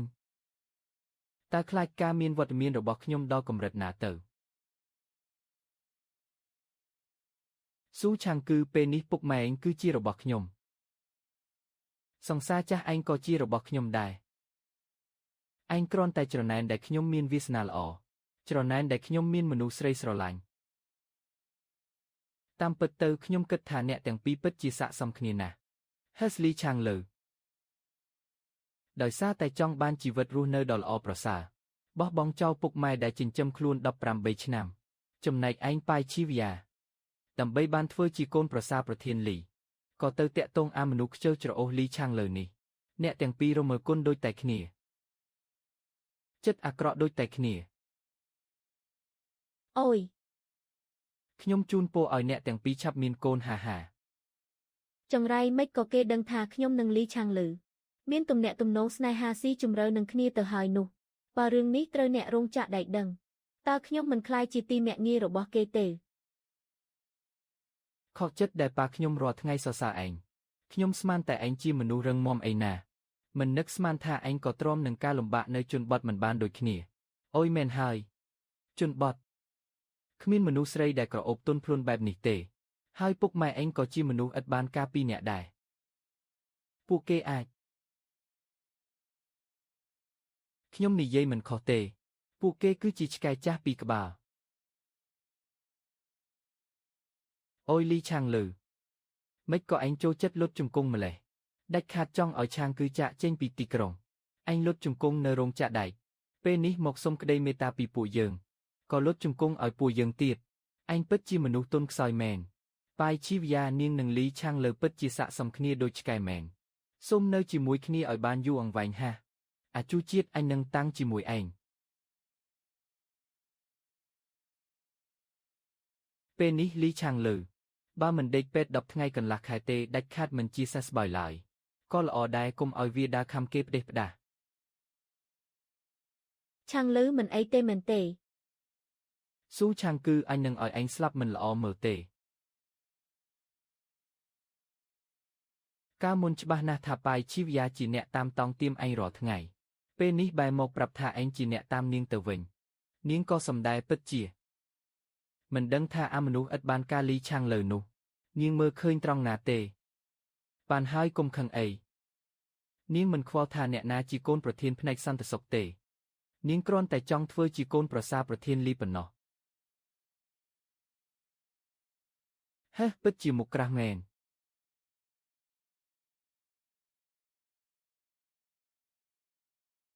ហេអូយម៉ែស៊ូឆាងគឺអាអ្នកស្រែនោះបានវីខ្ញុំហើយខ្ញុំស្ទើរតែត្រូវវាស្លាប់ទៅហើយម៉ែមិនជួយរកយុទ្ធធម៌ឲ្យខ្ញុំទេអ៊ំស្រីស៊ូឆាងគឺពិតជាធ្វើជ្រុលពេកហើយគេមិនបានទុកអ៊ំស្រីមិនទុកអ៊ំប្រុសមិនទុកគ្រួសារលីទាំងមូលនៅក្នុងភ្នែកសោះអ៊ំស្រីបានចិញ្ចឹមបីបាច់គេ18ឆ្នាំតែគេបែរជាហ៊ានវាយកូនបង្កើតរបស់អ៊ំយ៉ាងសាហាវស្ទើរតែធ្វើឲ្យឆាងលឺពិការទៅហើយឆាងលឺកូនកុំបារម្ភអីម៉ែប្រកាសជាចាត់ការស៊ូឆាងគឺមិនខានទុកចិត្តលើម៉ែចុះ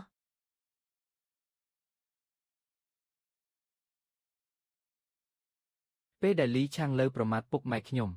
ពេលខ្ញុំខឹងខ្លាំងខ្ញុំថែមទាំងអាចបញ្ជាគ្រោះពីចម្ងាយបានទៀតផងពេលនោះខ្ញុំថែមទាំងគិតថាឲ្យតែខ្ញុំចង់គ្រោះមួយគ្រាប់នេះអាចបាញ់ត្រូវគ្រប់កន្លែងនៅលើខ្លួនរបស់គេវាអស្ចារ្យដល់ថ្នាក់នឹងមិនប្រហែលជាដីទឹកនេះអាចឲ្យខ្ញុំឈានចូលដល់ការហ្វឹកហាត់ជាអ្នកសចំទេដឹងឆាងគឺម៉ែខ្ញុំចង់ធ្វើបាបបងហើយប៉ុន្តែអូនសម្រេចចិត្តរួចហើយមកបង្រៀននៅសាលាធំសិក្សាភូមិស៊ូតើអូនសុខចិត្តប្រឈមមុខនឹងព្យុះភ្លៀងជាមួយបងទេអូនសុខចិត្ត